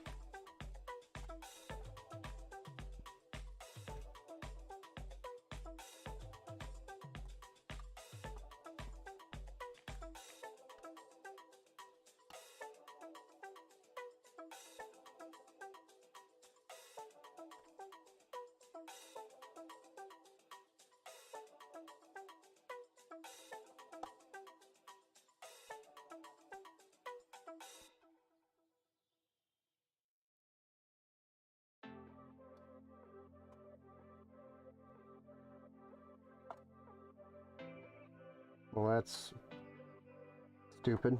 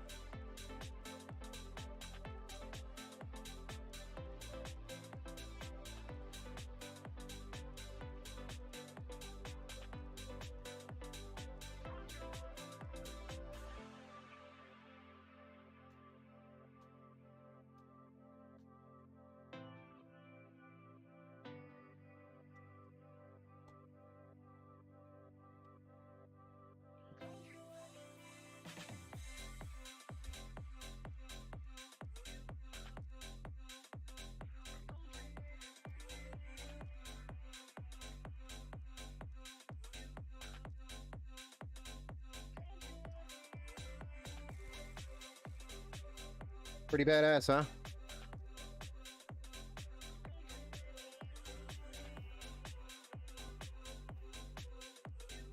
All right, next up is the bottom fans.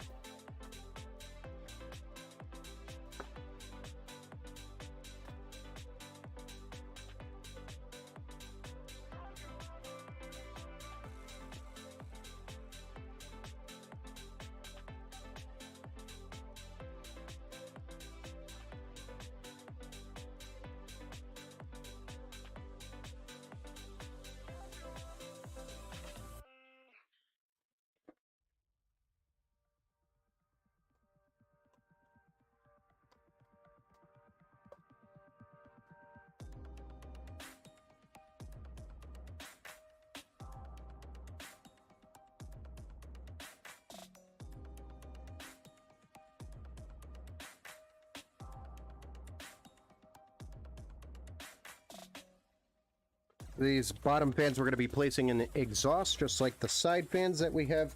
I'm sorry, intake. The side fans are intake, the bottom is intake, the top is exhaust, the rear is exhaust. And we have a total of 6, 9, 12, 13 fans total. We got 3 on the top, 3 on the bottom. Tons of fans. So I hope it's enough fans to keep this thing cool. More than enough.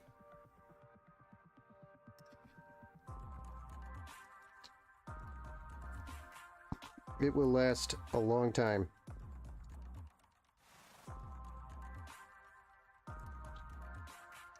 Peeling the peels.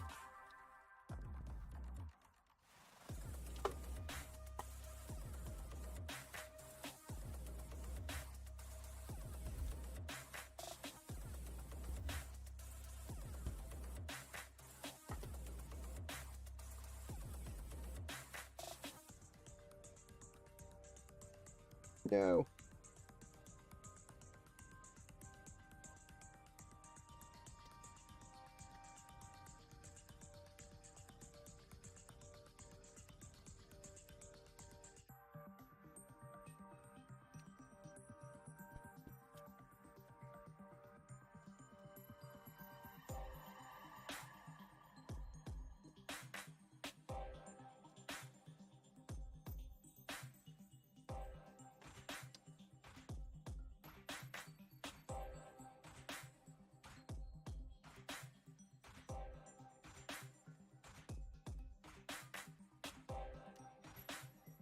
All right, so for this one, there's also a rear or a bottom panel that we're going to remove to install the fans.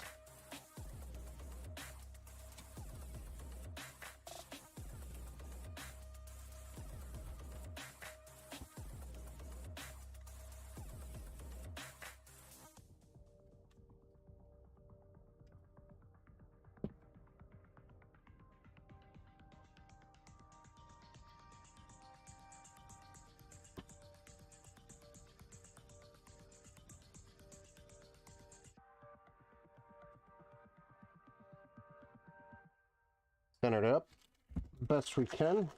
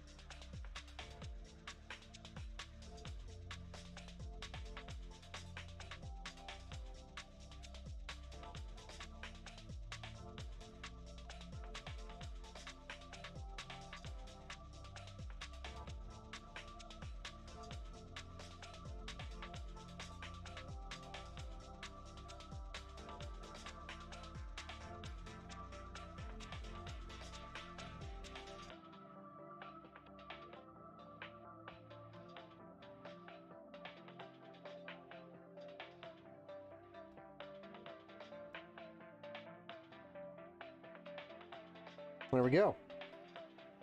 And now we can reinstall this back into the PC, and bottom fans are installed.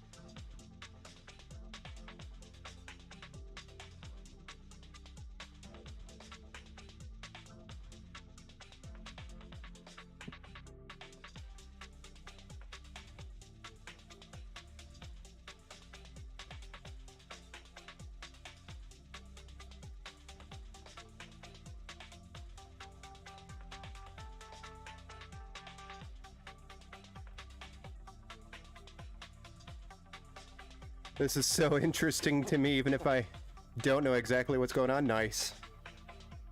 Yeah, no, it's always interesting to build a PC. I enjoy it. That's why I got into it. But there we go. We've got our bottom fans, our side fans, our top radiator, and our rear fan installed with our motherboard, cooler mounted to the CPU, our 24-pin strimmers, our 8-pin EPS cables, and pretty much most of it is already connected to the board. The backside, though, is another story. That's where we have to take everything on the backside and plug it all in to make it all work. So I'm really just dealing with the front side, and then we'll eventually flip it over and I'll deal with the rest on the rear. So really, the only thing left on here is getting one more of these connections, just so we have that done. The Lee hubs.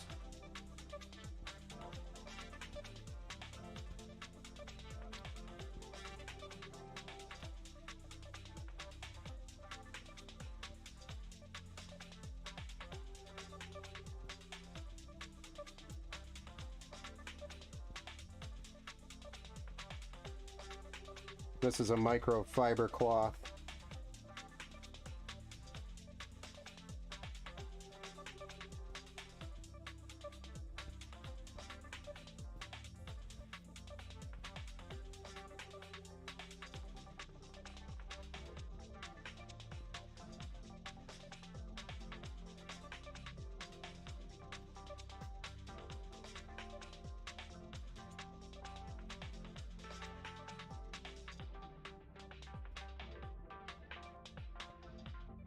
Well, I guess we can probably just get the card installed at this point. The big moment, the graphics card.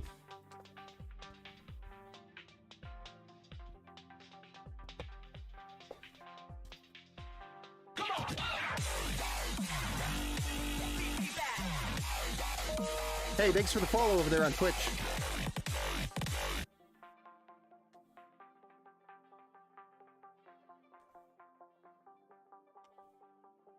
He he was taken 420 over on Twitch. Thank you for the follow.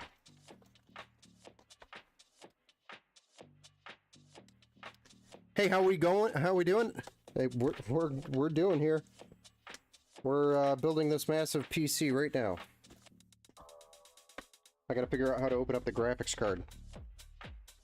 It's a very unique box.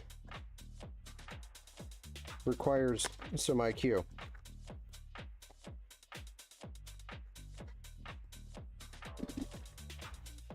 Very interesting. Like, this should just pull off, right?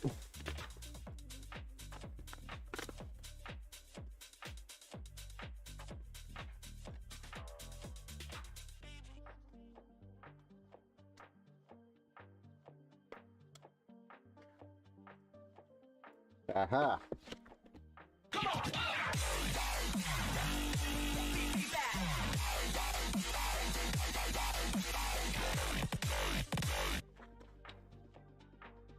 Hey, Lynn, thanks for the follow over there. They're making it look like a briefcase.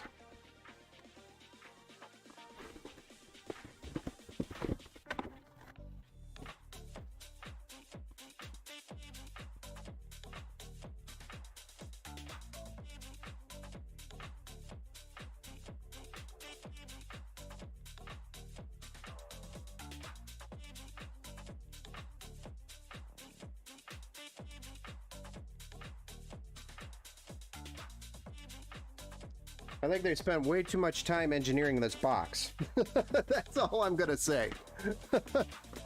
Oh boy.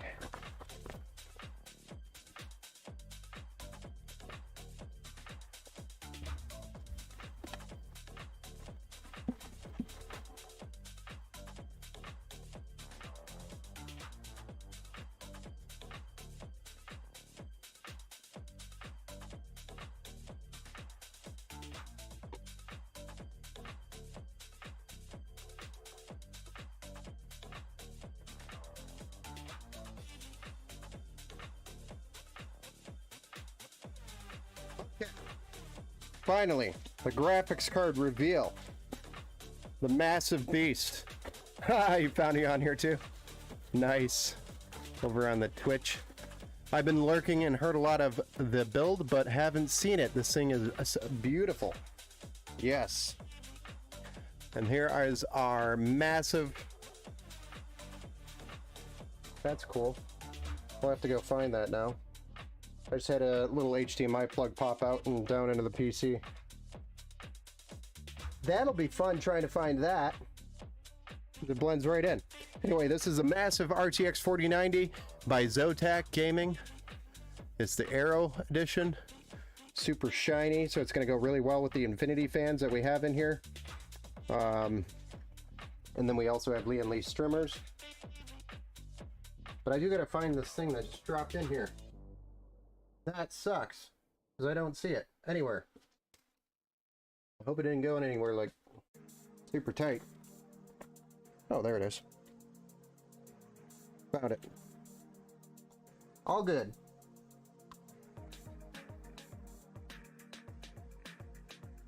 This little bugger.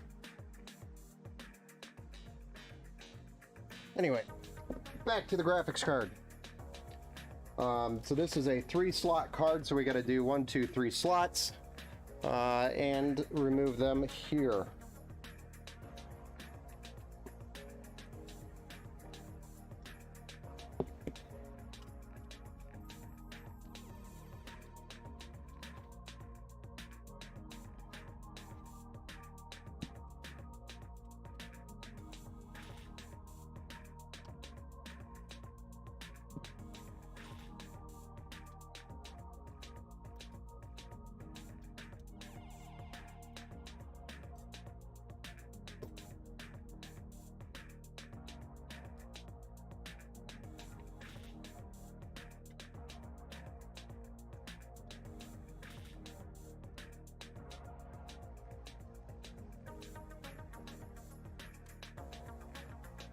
What case are you building in? We're building in the Lindariellle 011 Dynamic.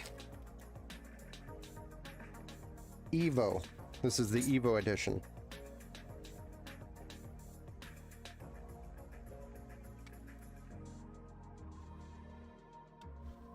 Except we custom painted it.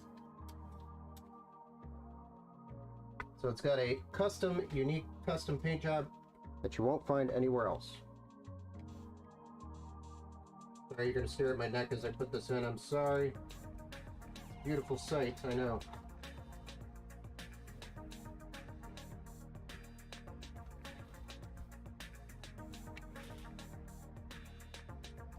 The card has been slotted. Looks dope. Thank you.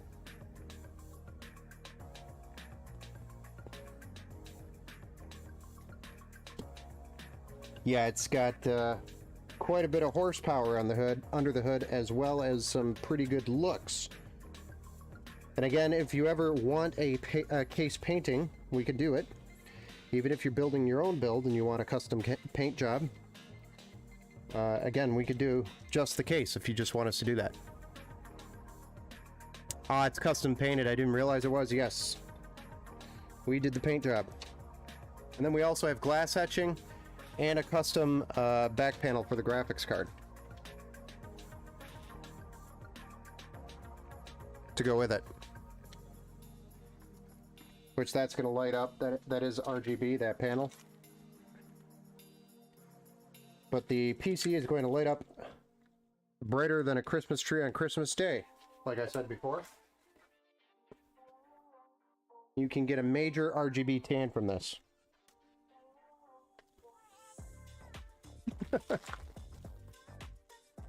Yeah, you really like the build? Yeah, thank you. Lind build. Isn't it pretty? Absolutely beautiful. It's all said and done.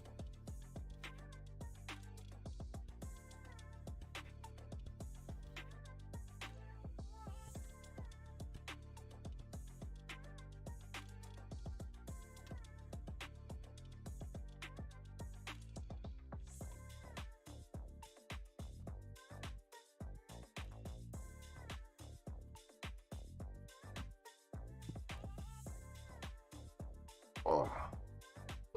It is getting pretty heavy though. Holy smokes.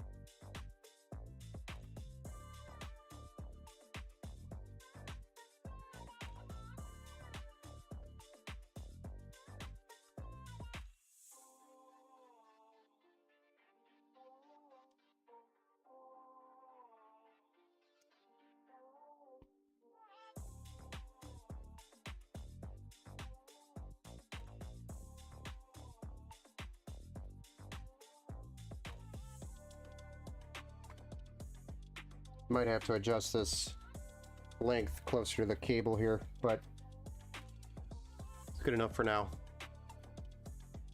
Ducks are quackers, just saying.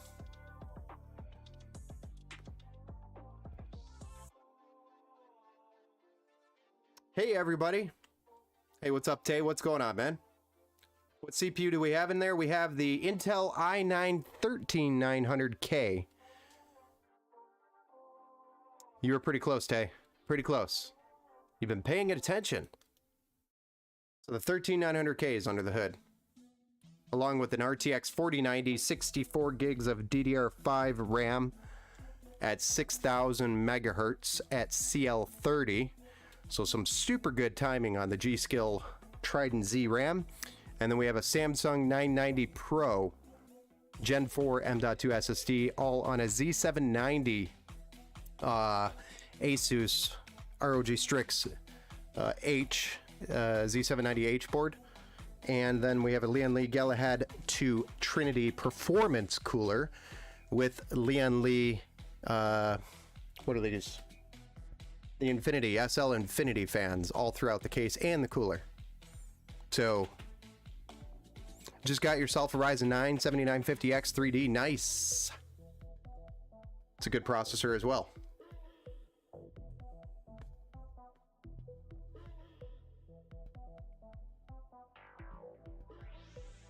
Oh, nice. You've been here since you left the house. Nice. I just got myself a Ryzen 9. Yep. Awesome, man. How you liking it? How you liking that Ryzen 9 7950X? Hoping it's as good as people have been saying. Now, yeah, it's the problem. The only problem that I've ever had with the Ryzen 9 7950X 3D is the heat. And on these bigger CPUs, sometimes it's better to undervolt them a little bit, depending on, you know, your silicon lottery. But sometimes it's better to undervolt. And then you create less heat, which gives you better performance. Less thermal throttling.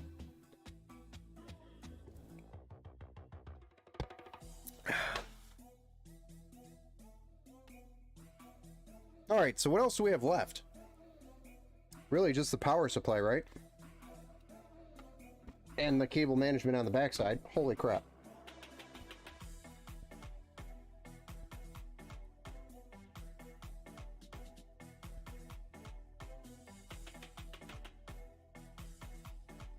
Just a ton of cable management.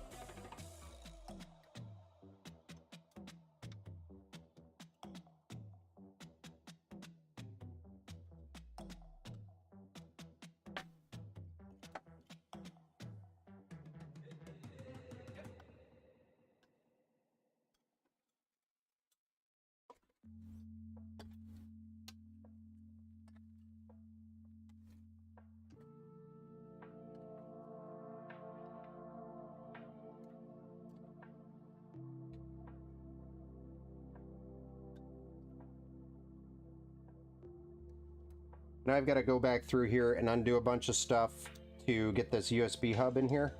So I'm probably not going to do a terrific job on the cable management first off here, because I got to go back and undo it and redo it later anyway. Once I get that USB 2.0 hub. So that being said, I'm probably just going to set everything in here because I got to go back through and do it again anyway. Just for awareness. So that's why I'm kind of like whatevering on these cables right now. But I will go back through and clean this all up once we get to that point. But this is the type of stuff that I forgot about here. Shit.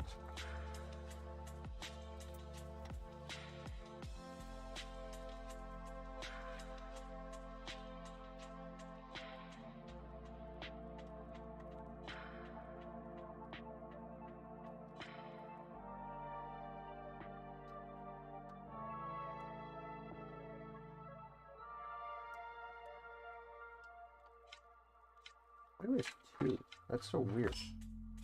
So strange.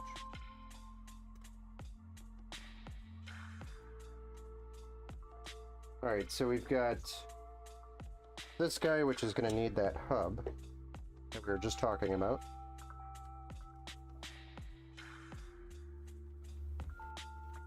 This guy, which is power to the cooler. Pull it back over here. And then we apparently need an RGB splitter still.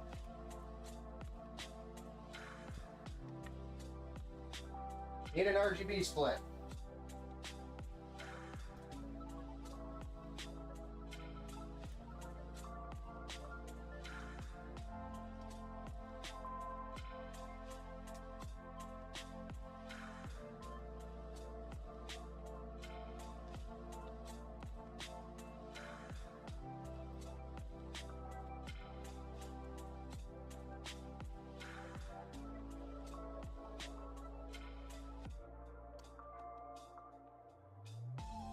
And I forgot about that. And now I'm going to undo everything I just did. Oh well.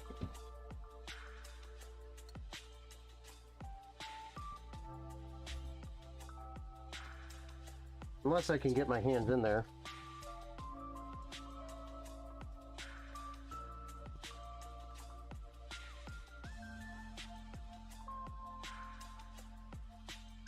I really need my surgical pliers again. I got some custom water cooling done, so temps have been fairly stable. Nice. What'd you go with for the open loop?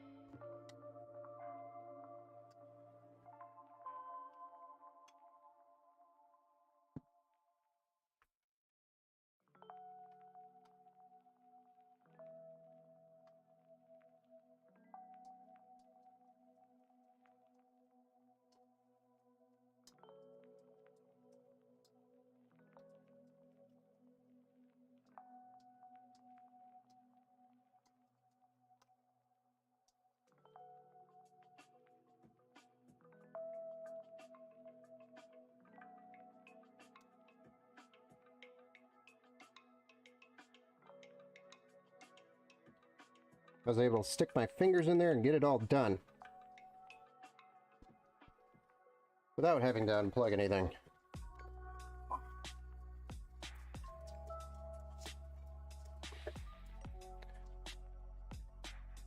Have you ever done a water-cooled PC? Yes, sir. If you take a look at actually the main picture on our website, that is one that I did for a local customer over in Muskegon, Michigan. Which is about 3 hours away, and I actually drove it out to him. I actually did 2 custom open loops for him, 2 separate builds, and then I did I've done quite a few open loops before. Yes, I can send you some photos if you want.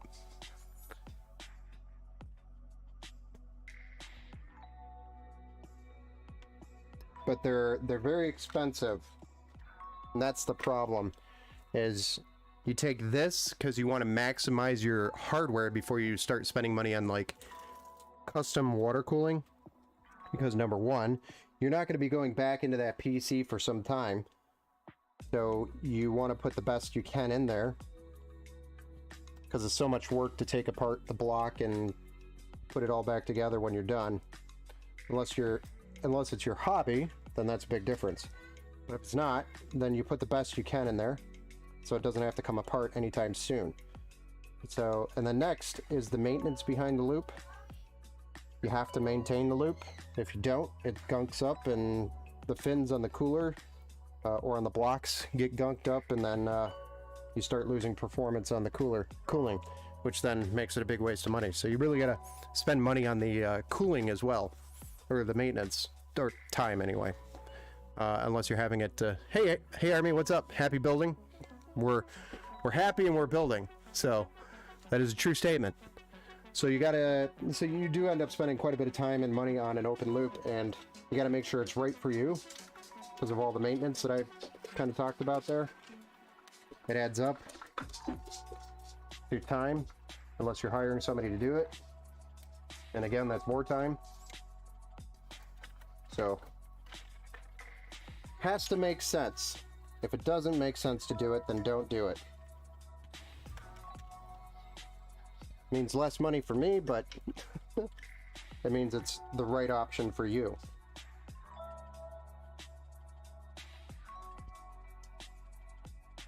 If I'm building it for you, that is.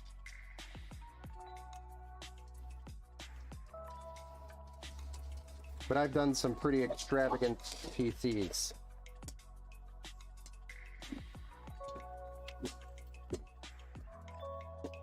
Some really nice showpieces.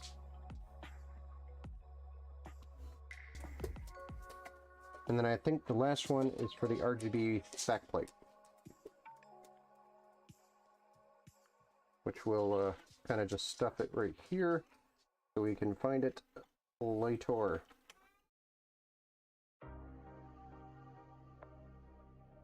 Okay. We'll leave these here. We gotta come back around anyway, once we get the power supply in. I just want to untangle these 3 pieces here. And then isn't there a... could be a power supply connector down here somewhere. Yeah. Wedge down here.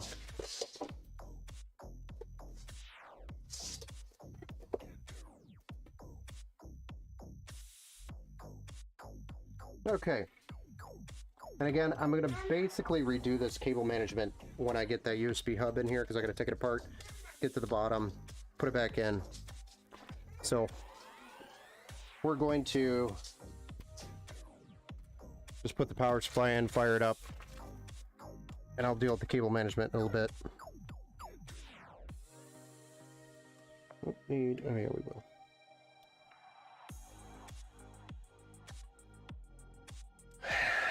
That makes sense. Yes, sir.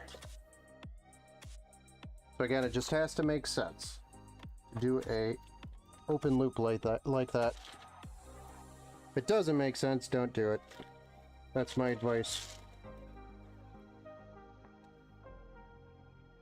If you're not interested in doing the maintenance every 6 months or so, sometimes they'll last a little longer before you have to flush them out and refill them.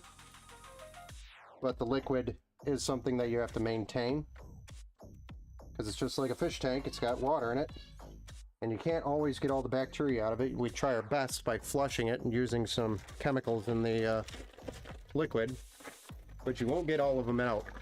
So there's always going to be some sort of growth or contamination, in my opinion, in an open loop. You can't guarantee that you're going to get it all. You could try, but it will never be perfect. So, that being said, you gotta spend time flushing and renewing your liquid often to keep it nice.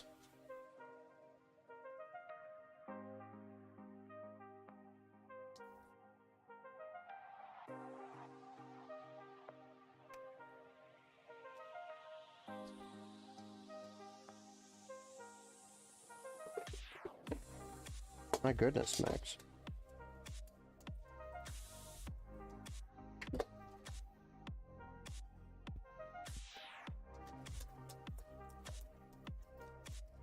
So again, we don't necessarily need all of these cables. I think I'm just going to run those ones, and the rest will be packaged, okay, separately.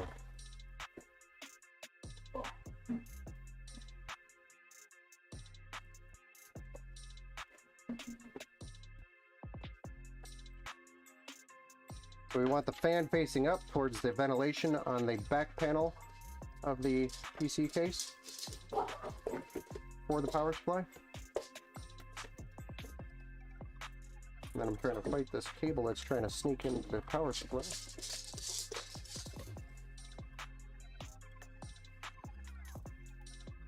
And again, make sure you get all your peels.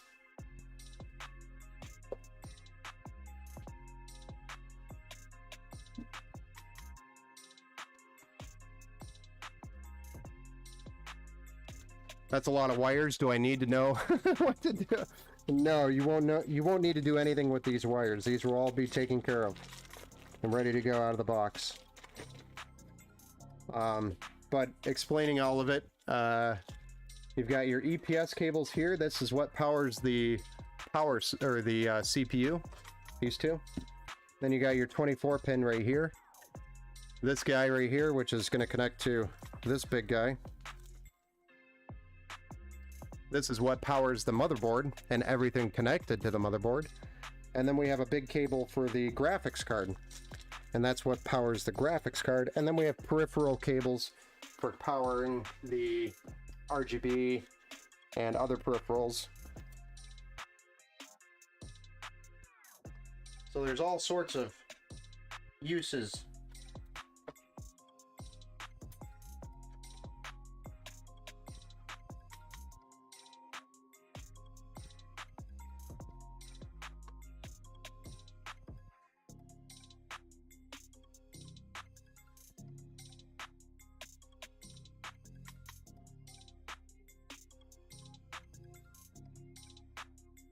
I'm an old lady and I'll surely forget. No worries. You won't have to deal with any of this on the backside. This will all be cleaned up and tidied up for you. Plugged in and ready to go. So all you got to do is plug in the stuff on the backside, just like you would on any other new PC, and fire it up. Although the only thing you will have to do is install the graphics card, because we'll ship this without the graphics card installed, but it's very simple and I can walk you through it over the phone and it takes like 2 minutes. It's what you saw when I just dropped the card into the slot, and then 1, 2, 3 screws, and then the power connection to the card, done. That's it. So it's very simple and I can walk you through it. But the reason why we don't ship with the card installed is because the weight of the card will bounce and actually destroy the PCIe slot. And it doesn't matter how much support you put in there, UPS finds a way to somehow drop this thing so that it damages that PCIe port, or the card pops out loose and rattles around the case. And I've just had too many of those issues with shipping these like that. So we take the card out, we ship it in the box, in the PC, but it's bubble wrapped and it's safe. Because I mean, a $1,500 card we don't want getting destroyed. So I'd rather have the extra work when you receive the PC, ensuring that the PC is going to work when you get it. And, you know, the graphics card's not going to be damaged.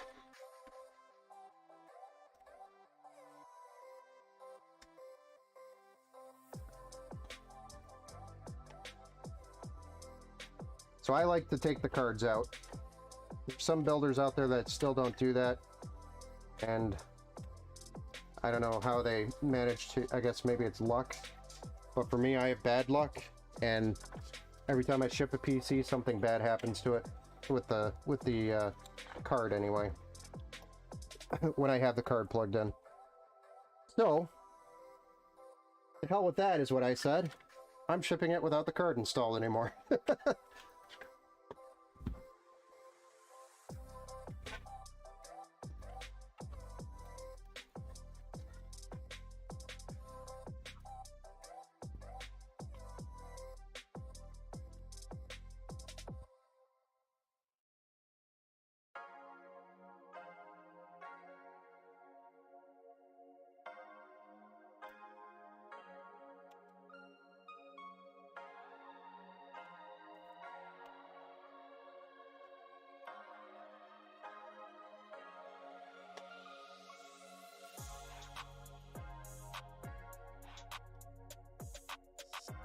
I actually forgot about this. This is going to be a pain in the butt. Maybe not as bad as I thought it would be.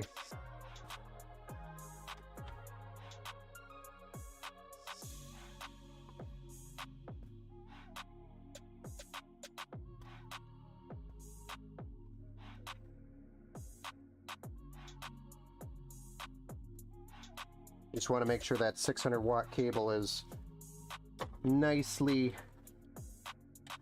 you know, firmly plugged in.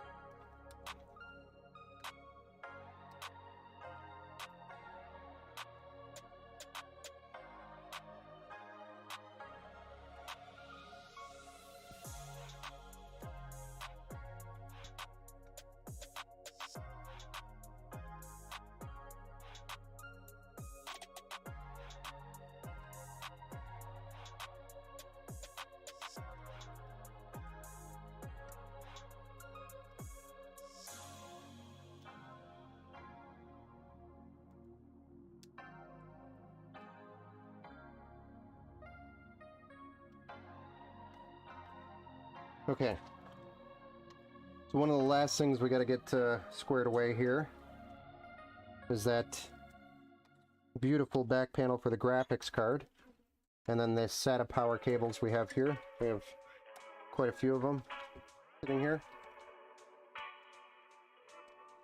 Did I have another one up here? I thought I did. Maybe not.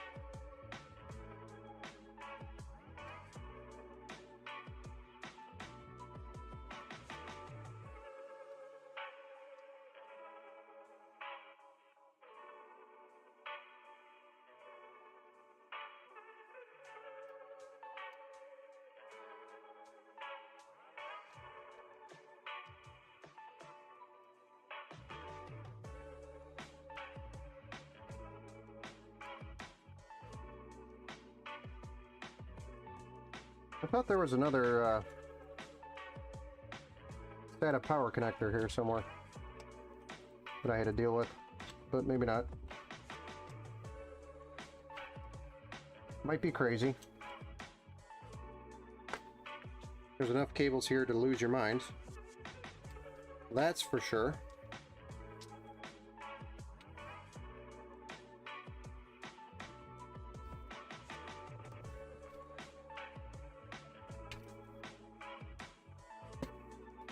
Is that enough cables or what? Yep, just show me what I need to do. I will.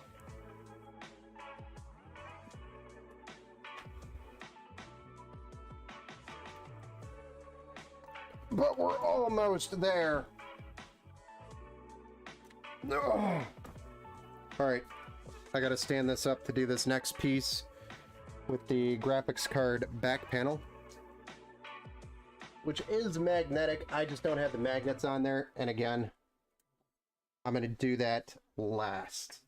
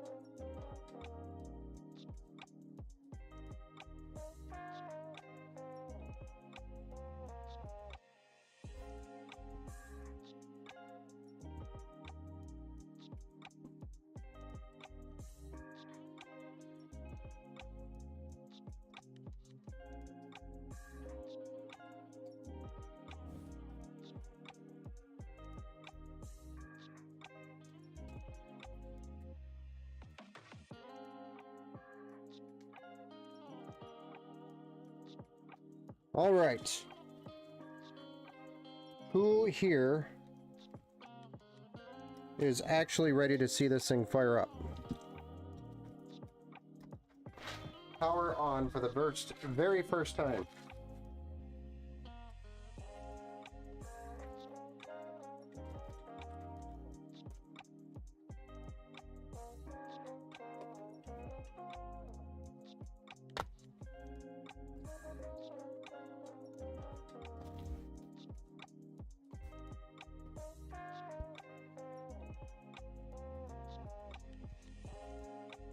Me.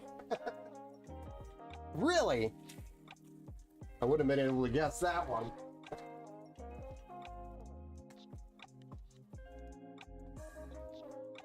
I'm just trying to clear some of this junk out of the way.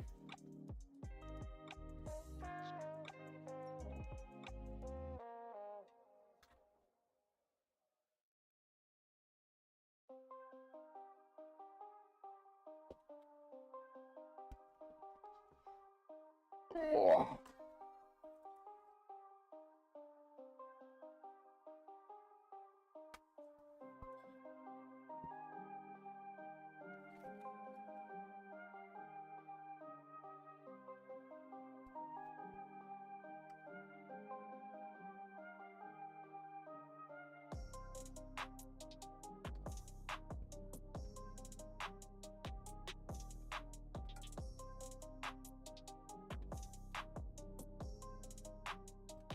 Okay, get switched over to a side view.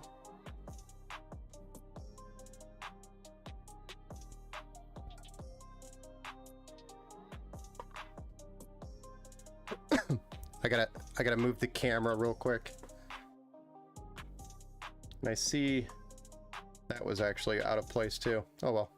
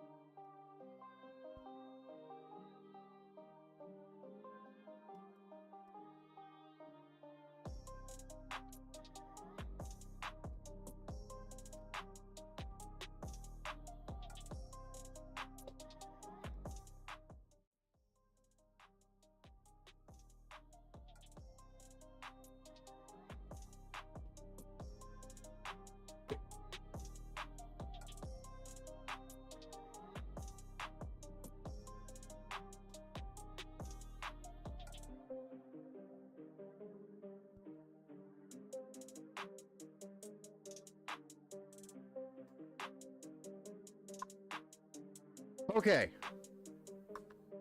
Are you ready to see this thing live? Fired up for the first time. And to see if I built the PC right. Hey, David over on Facebook, thanks for the like over there. Here we go. We're going to push that power button.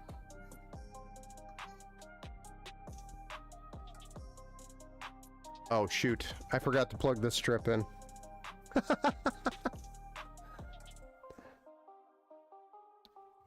I know where it is. I just got to plug it in.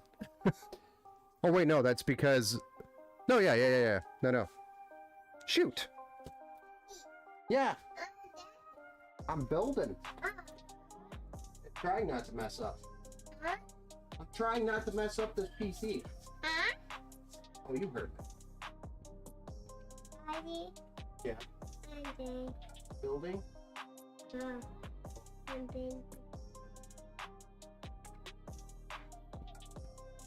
Hold on.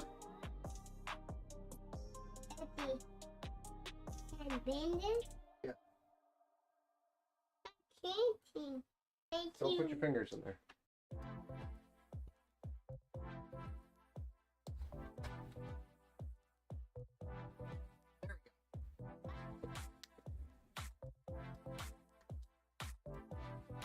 Haha! I only missed one cable. I mean, that's pretty good, right? All things considered. I mean, all the cables anyway. Daddy. Yeah. I'm done. I'm building. Oh.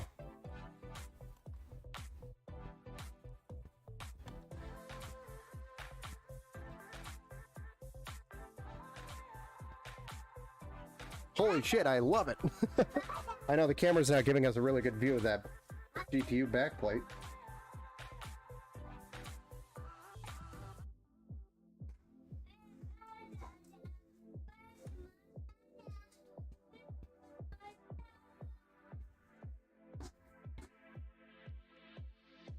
This thing is gorgeous. Yes, sir. Look at those infinity RGB mirrors. Now wait, we still have to put the glass panel on. Let's do that real quick.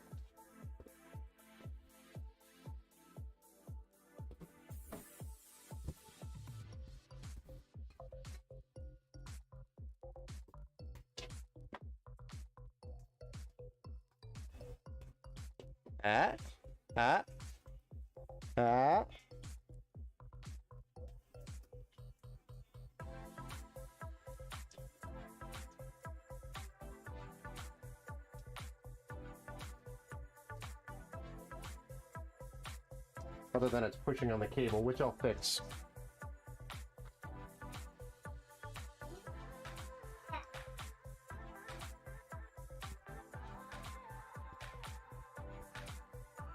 Yeah?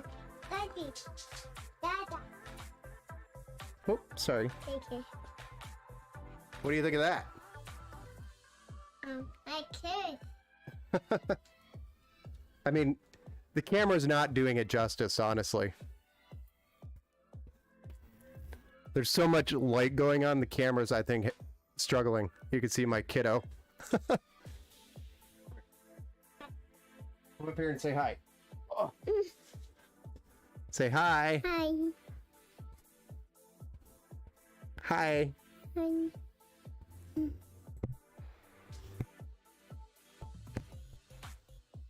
She likes building with Daddy.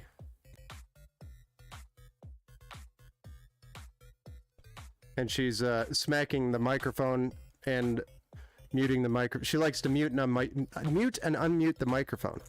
Very fun. Say bye. Bye.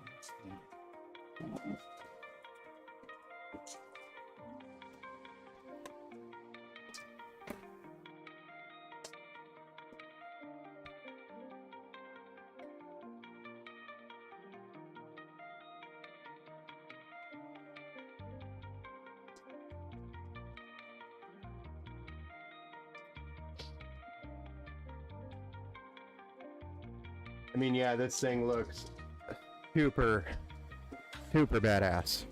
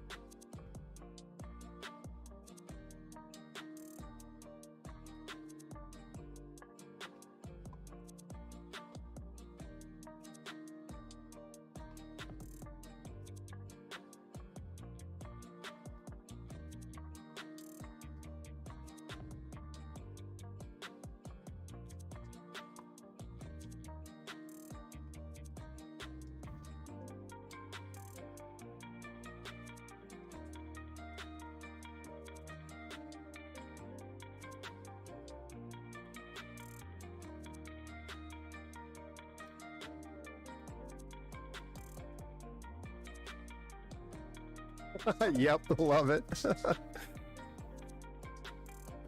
Lots of RGB. Like I said, you can sit here and give yourself a free RGB tan if you were looking for an RGB tan.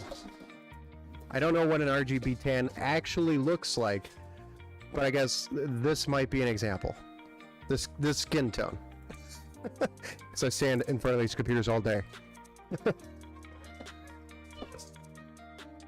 Love it. High quality PC building. Yes, sir. What we do here. But I mean, the glass turned out just, perfect for the card. It's a very unique build, and it's so unique, I don't think I could even rebuild this thing exactly to a T. In all the colors. Yes, and that is all going to be software controlled, so you can change the colors of all the lights in the software, which if you need any help with that, I can do a remote session with you and walk you through how to do it and just show you how to do it. It's literally just opening up an app, clicking some buttons, changing the color to what you want, the mode that you want. It's super cool, super easy to do, and I can show you how to do it. Hello, I'm here on behalf of Linda's PC. Linda's PC. This thing looks magnificent. Thank you. I still have to get a USB hub because one of the Leon Lee hubs on the back for the fans, or it was the AIO. You can see that the AIO in the center is actually not lit up, and that's because I don't have it plugged in. Because I'm missing a USB 2.0 header. So I have to go to get a hub to split the USB 2.0 connections to add a third USB header. But that in the middle will also light up once I get that header. So you'll have even more RGB. I don't think you will ever experience a dark moment with this PC. No, it'll keep a lot of light around you. For sure. Kind of gives joy vibes. This thing's an RGB monster. It's alive. It's alive. It is live. I'm just super excited. I am too. I cannot wait for this to get to your door. So you might need some, I mean, it is a heavy computer. It's a good 45, 50 pounds. Total in weight. Maybe 40. So if you need any help, I would highly recommend asking a friend to be there when it shows up. Because it's heavy. It's got some weight. But I mean, it's because you will have to take it out of the box and then get it on the desk. It's gonna be a little bit of work getting it out of the box. Which again, if you have any questions while you're unpackaging it, plugging it in, setting it up, going through anything, I can just give me a call and I can help you with it, walk you through it. I can position the box perfectly so it's easy to get it out of the box, walk you through that. and then installing the card also. I do have a GPU support bracket for the card as well, because the card is so heavy when it's sitting finally at its final destination. We'll want to put or make sure that the GPU support bracket's in place to hold the weight of the card so that it doesn't sag, because all the support's in that corner right there and then along the back side, but there's no support on this side, so the card will like to sag over time. So we want to make sure that support bracket is in place to keep it from sagging, and sagging will eventually damage the board on the card. So when shall I expect this magnificent, beautiful piece of machinery? Shall I name Betty Boop? It's a good name. I wish you would have told me that, because I would have put Betty Boop on there for you. I actually still might be able to do that. But time frame. So I still have to install Windows. I still have to do the driver updates and installation usually, and then the battle tested phase. So generally that takes about 24 hours for me to complete thoroughly. And then after that, I do still have to get that USB hub in here, so we get that RGB on the AIO pump lit up. So it should be within the next 2 or 3 days I can have this shipped. And then shipping is, I'd say 2 or 3 days. I don't remember the exact address, but I think it's going to be anywhere from 3 to 5 business days for UPS ground to get there. It just depends on UPS at that point. And UPS picks up here on Friday, so I could definitely have this ready before Friday. And that means it should arrive sometime in the middle of next week. Sweet.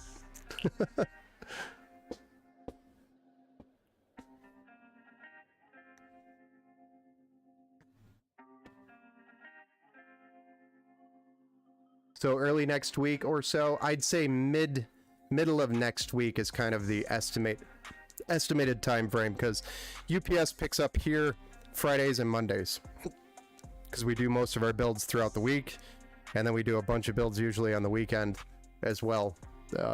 So it's Fridays and Mondays when UPS shows up to pick up, and they have to pick up the box because of the insurance. This is a high value product. I can't go to a UPS store and just drop it off. They won't accept it because of its value. It's insured. So UPS has to be the one picking it up with a UPS truck, because they're on the hook at that point for the insurance. Any chance that you are a family friend of Bong Ripper? I don't recognize that name. Jackie. I feel like I was just walked right into that one.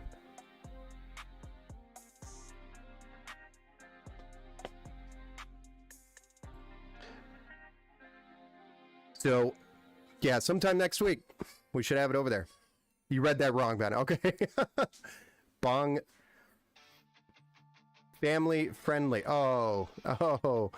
Whoops. I thought it was maybe a streamer name. Honestly. I don't recognize that name.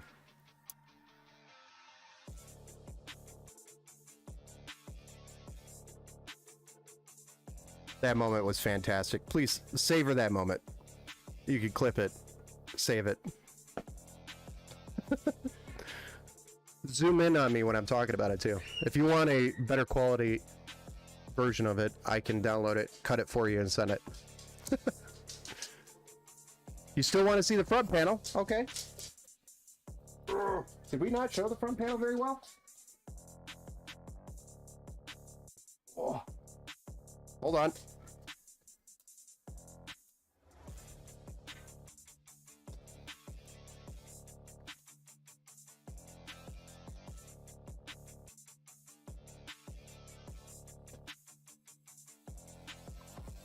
You get to see all my junk over here on the shelf.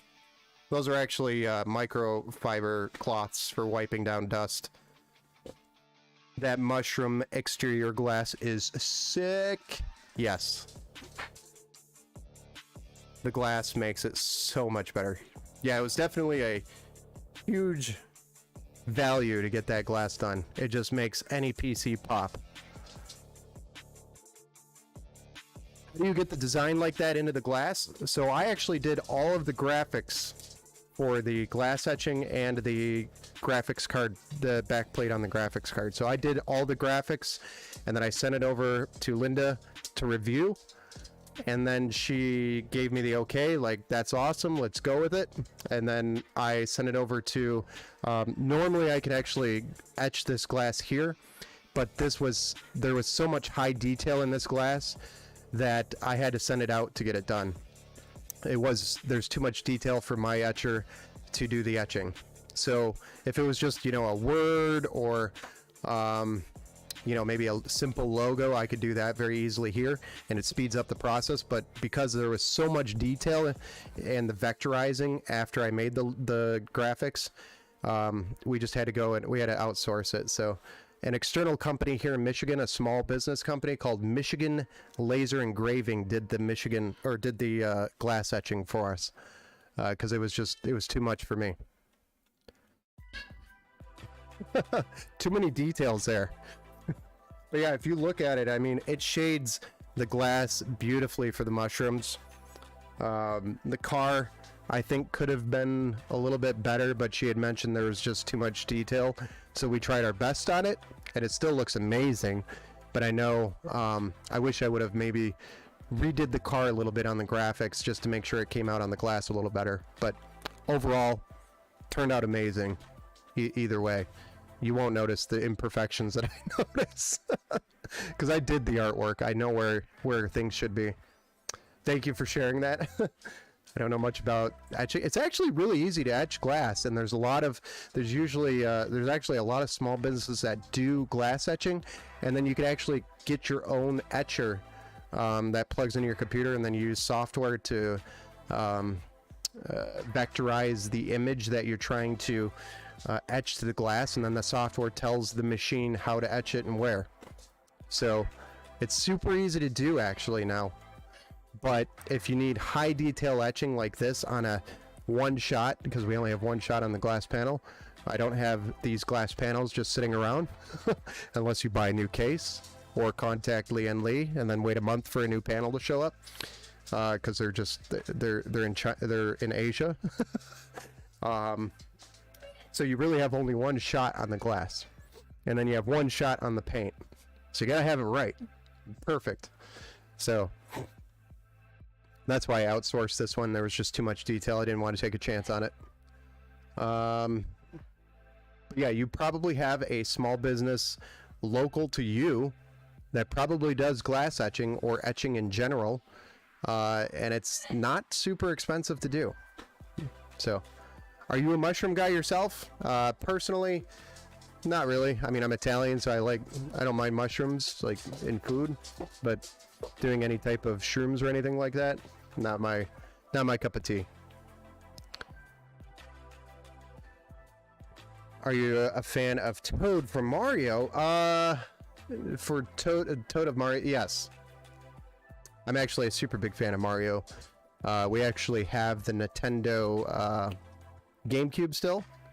That was our favorite system out of Nintendo in general, and we still play it regularly here. We'll play Super Smash Brothers and Mario Kart Double Dash. Those are our favorites, and then we also have Mario Golf, and then we have... So Toad from Mario is obviously a big family favorite.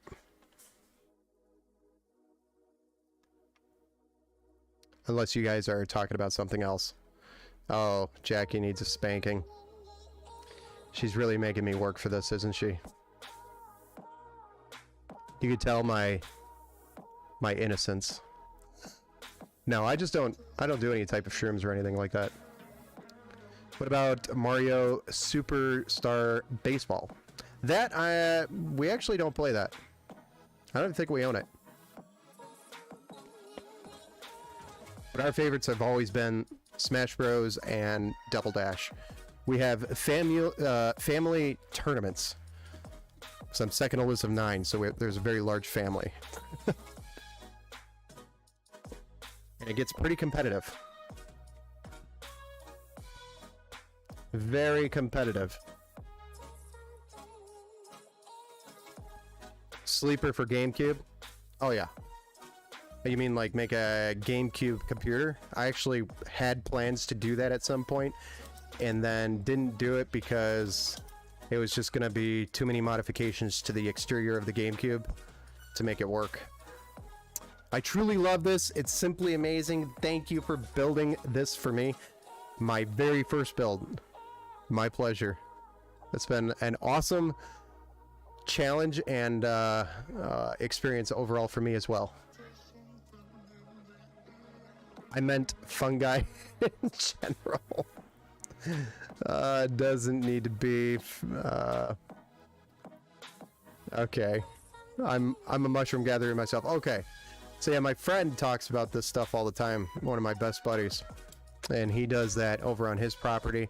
But we don't have a ton of property to go like mushroom hunting or anything like that. So you guys have to look into a game for Old Greens when on GameCube. Billy Hatcher and the Giant Egg. I'll have to take a look at that. Congrats on your new PC, Linda. Wait, do you do custom shells for Xbox controllers and computer mice? I don't do that, unfortunately, but I do know a place that does. That's local here in Michigan that does some really good work.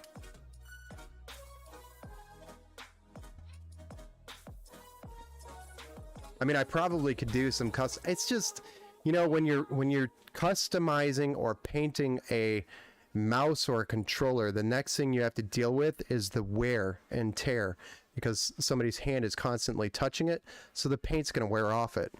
And I'm just not into dealing with that unless it's like a showpiece model. Maybe I'll do something like that if it's just for showpiece.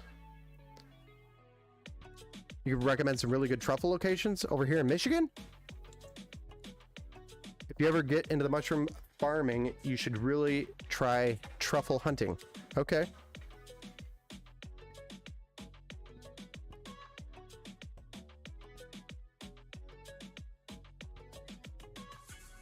If they would ship, I would love to get in touch. I know they do ship, so yes. I will try to dig up their contact because I actually haven't talked to them in a while. So, to be honest, I don't even know if they're still in business. So I'll have to take a look at them and get back to you on that. If you want to send me a message on the Facebook or Twitter, just send me a message and remind me to get back to you on that. Yeah, that's fine. Yeah, Twitter's fine.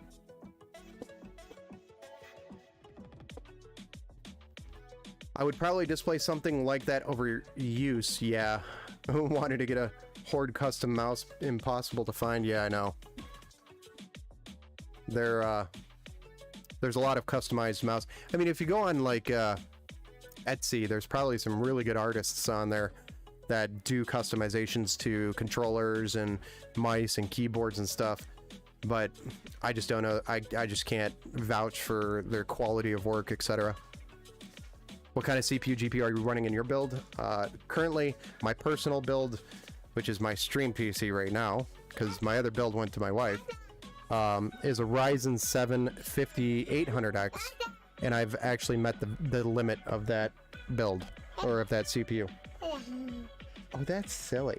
That's cute. Yeah, it's very cute. Well, watch out. Be careful. You show mom? Sit.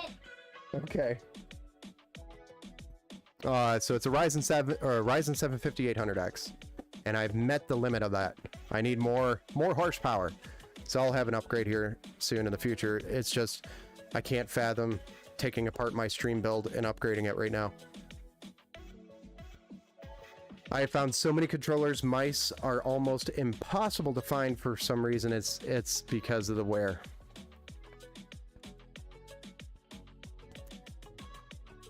And your hand pretty much covers the whole thing anyway. Like, I don't know.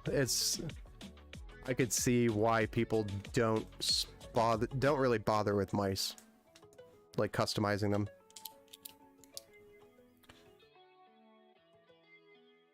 The mouse that I have is a Logitech. Oh, and then by the way, the GPU, Jackie, is a RTX 3070 Ti, and it's because I really don't do a whole ton of gaming on my PC anymore. It's really just for streaming, and the 3070 Ti is more than enough for streaming. So I play a few games here and there, like the one I'm into right now is Beyond All Reason, which hasn't even been released yet. And if you actually go look at my Twitch, you can see the last stream that I did, which was a Beyond All Reason stream.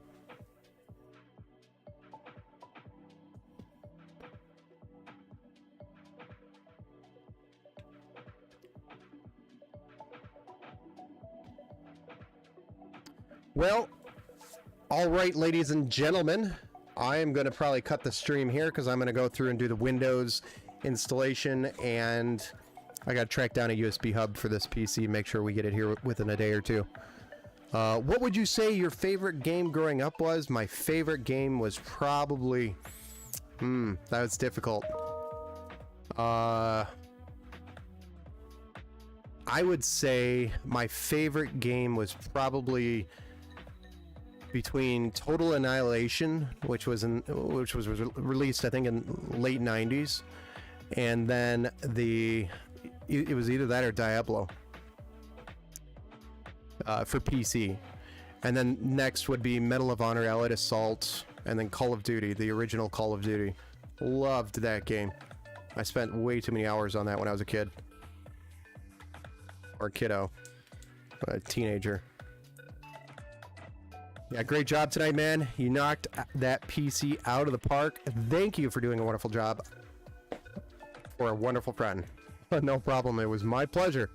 Thanks so much again. Well worth the wait. Yes, I'm sorry about the wait. I just had to make it right. Had to do. If I'm going to do it, I got to do it right. So we should have this again shipped out at the end of the week, and you should have it sometime mid next week.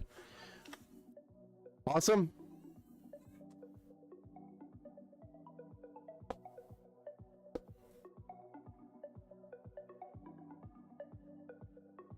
Don't be. I love it. Okay. Awesome. Don't be sorry. Okay, got it.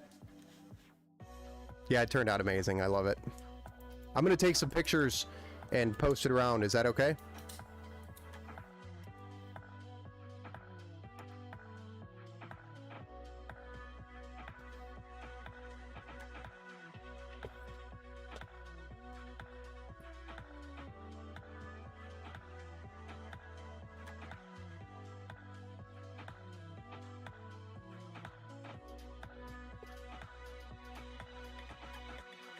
Yes, thank you.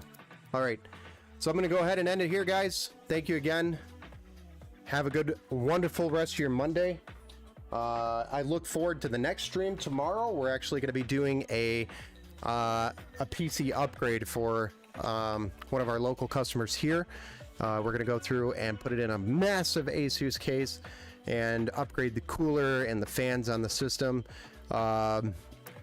and fix some GPU issues that we were having, and I think it was because of the PCIe 5.0 adapter that he was using. But either way, we're solving the problem and doing a massive upgrade for him tomorrow. So another awesome stream to look forward to. Thanks, guys, for tuning in and hanging out. I appreciate y'all. Again, if anybody's looking for a custom PC, make sure you tell them where to go, because we do cool stuff like this. Thanks again, guys. Have a good day.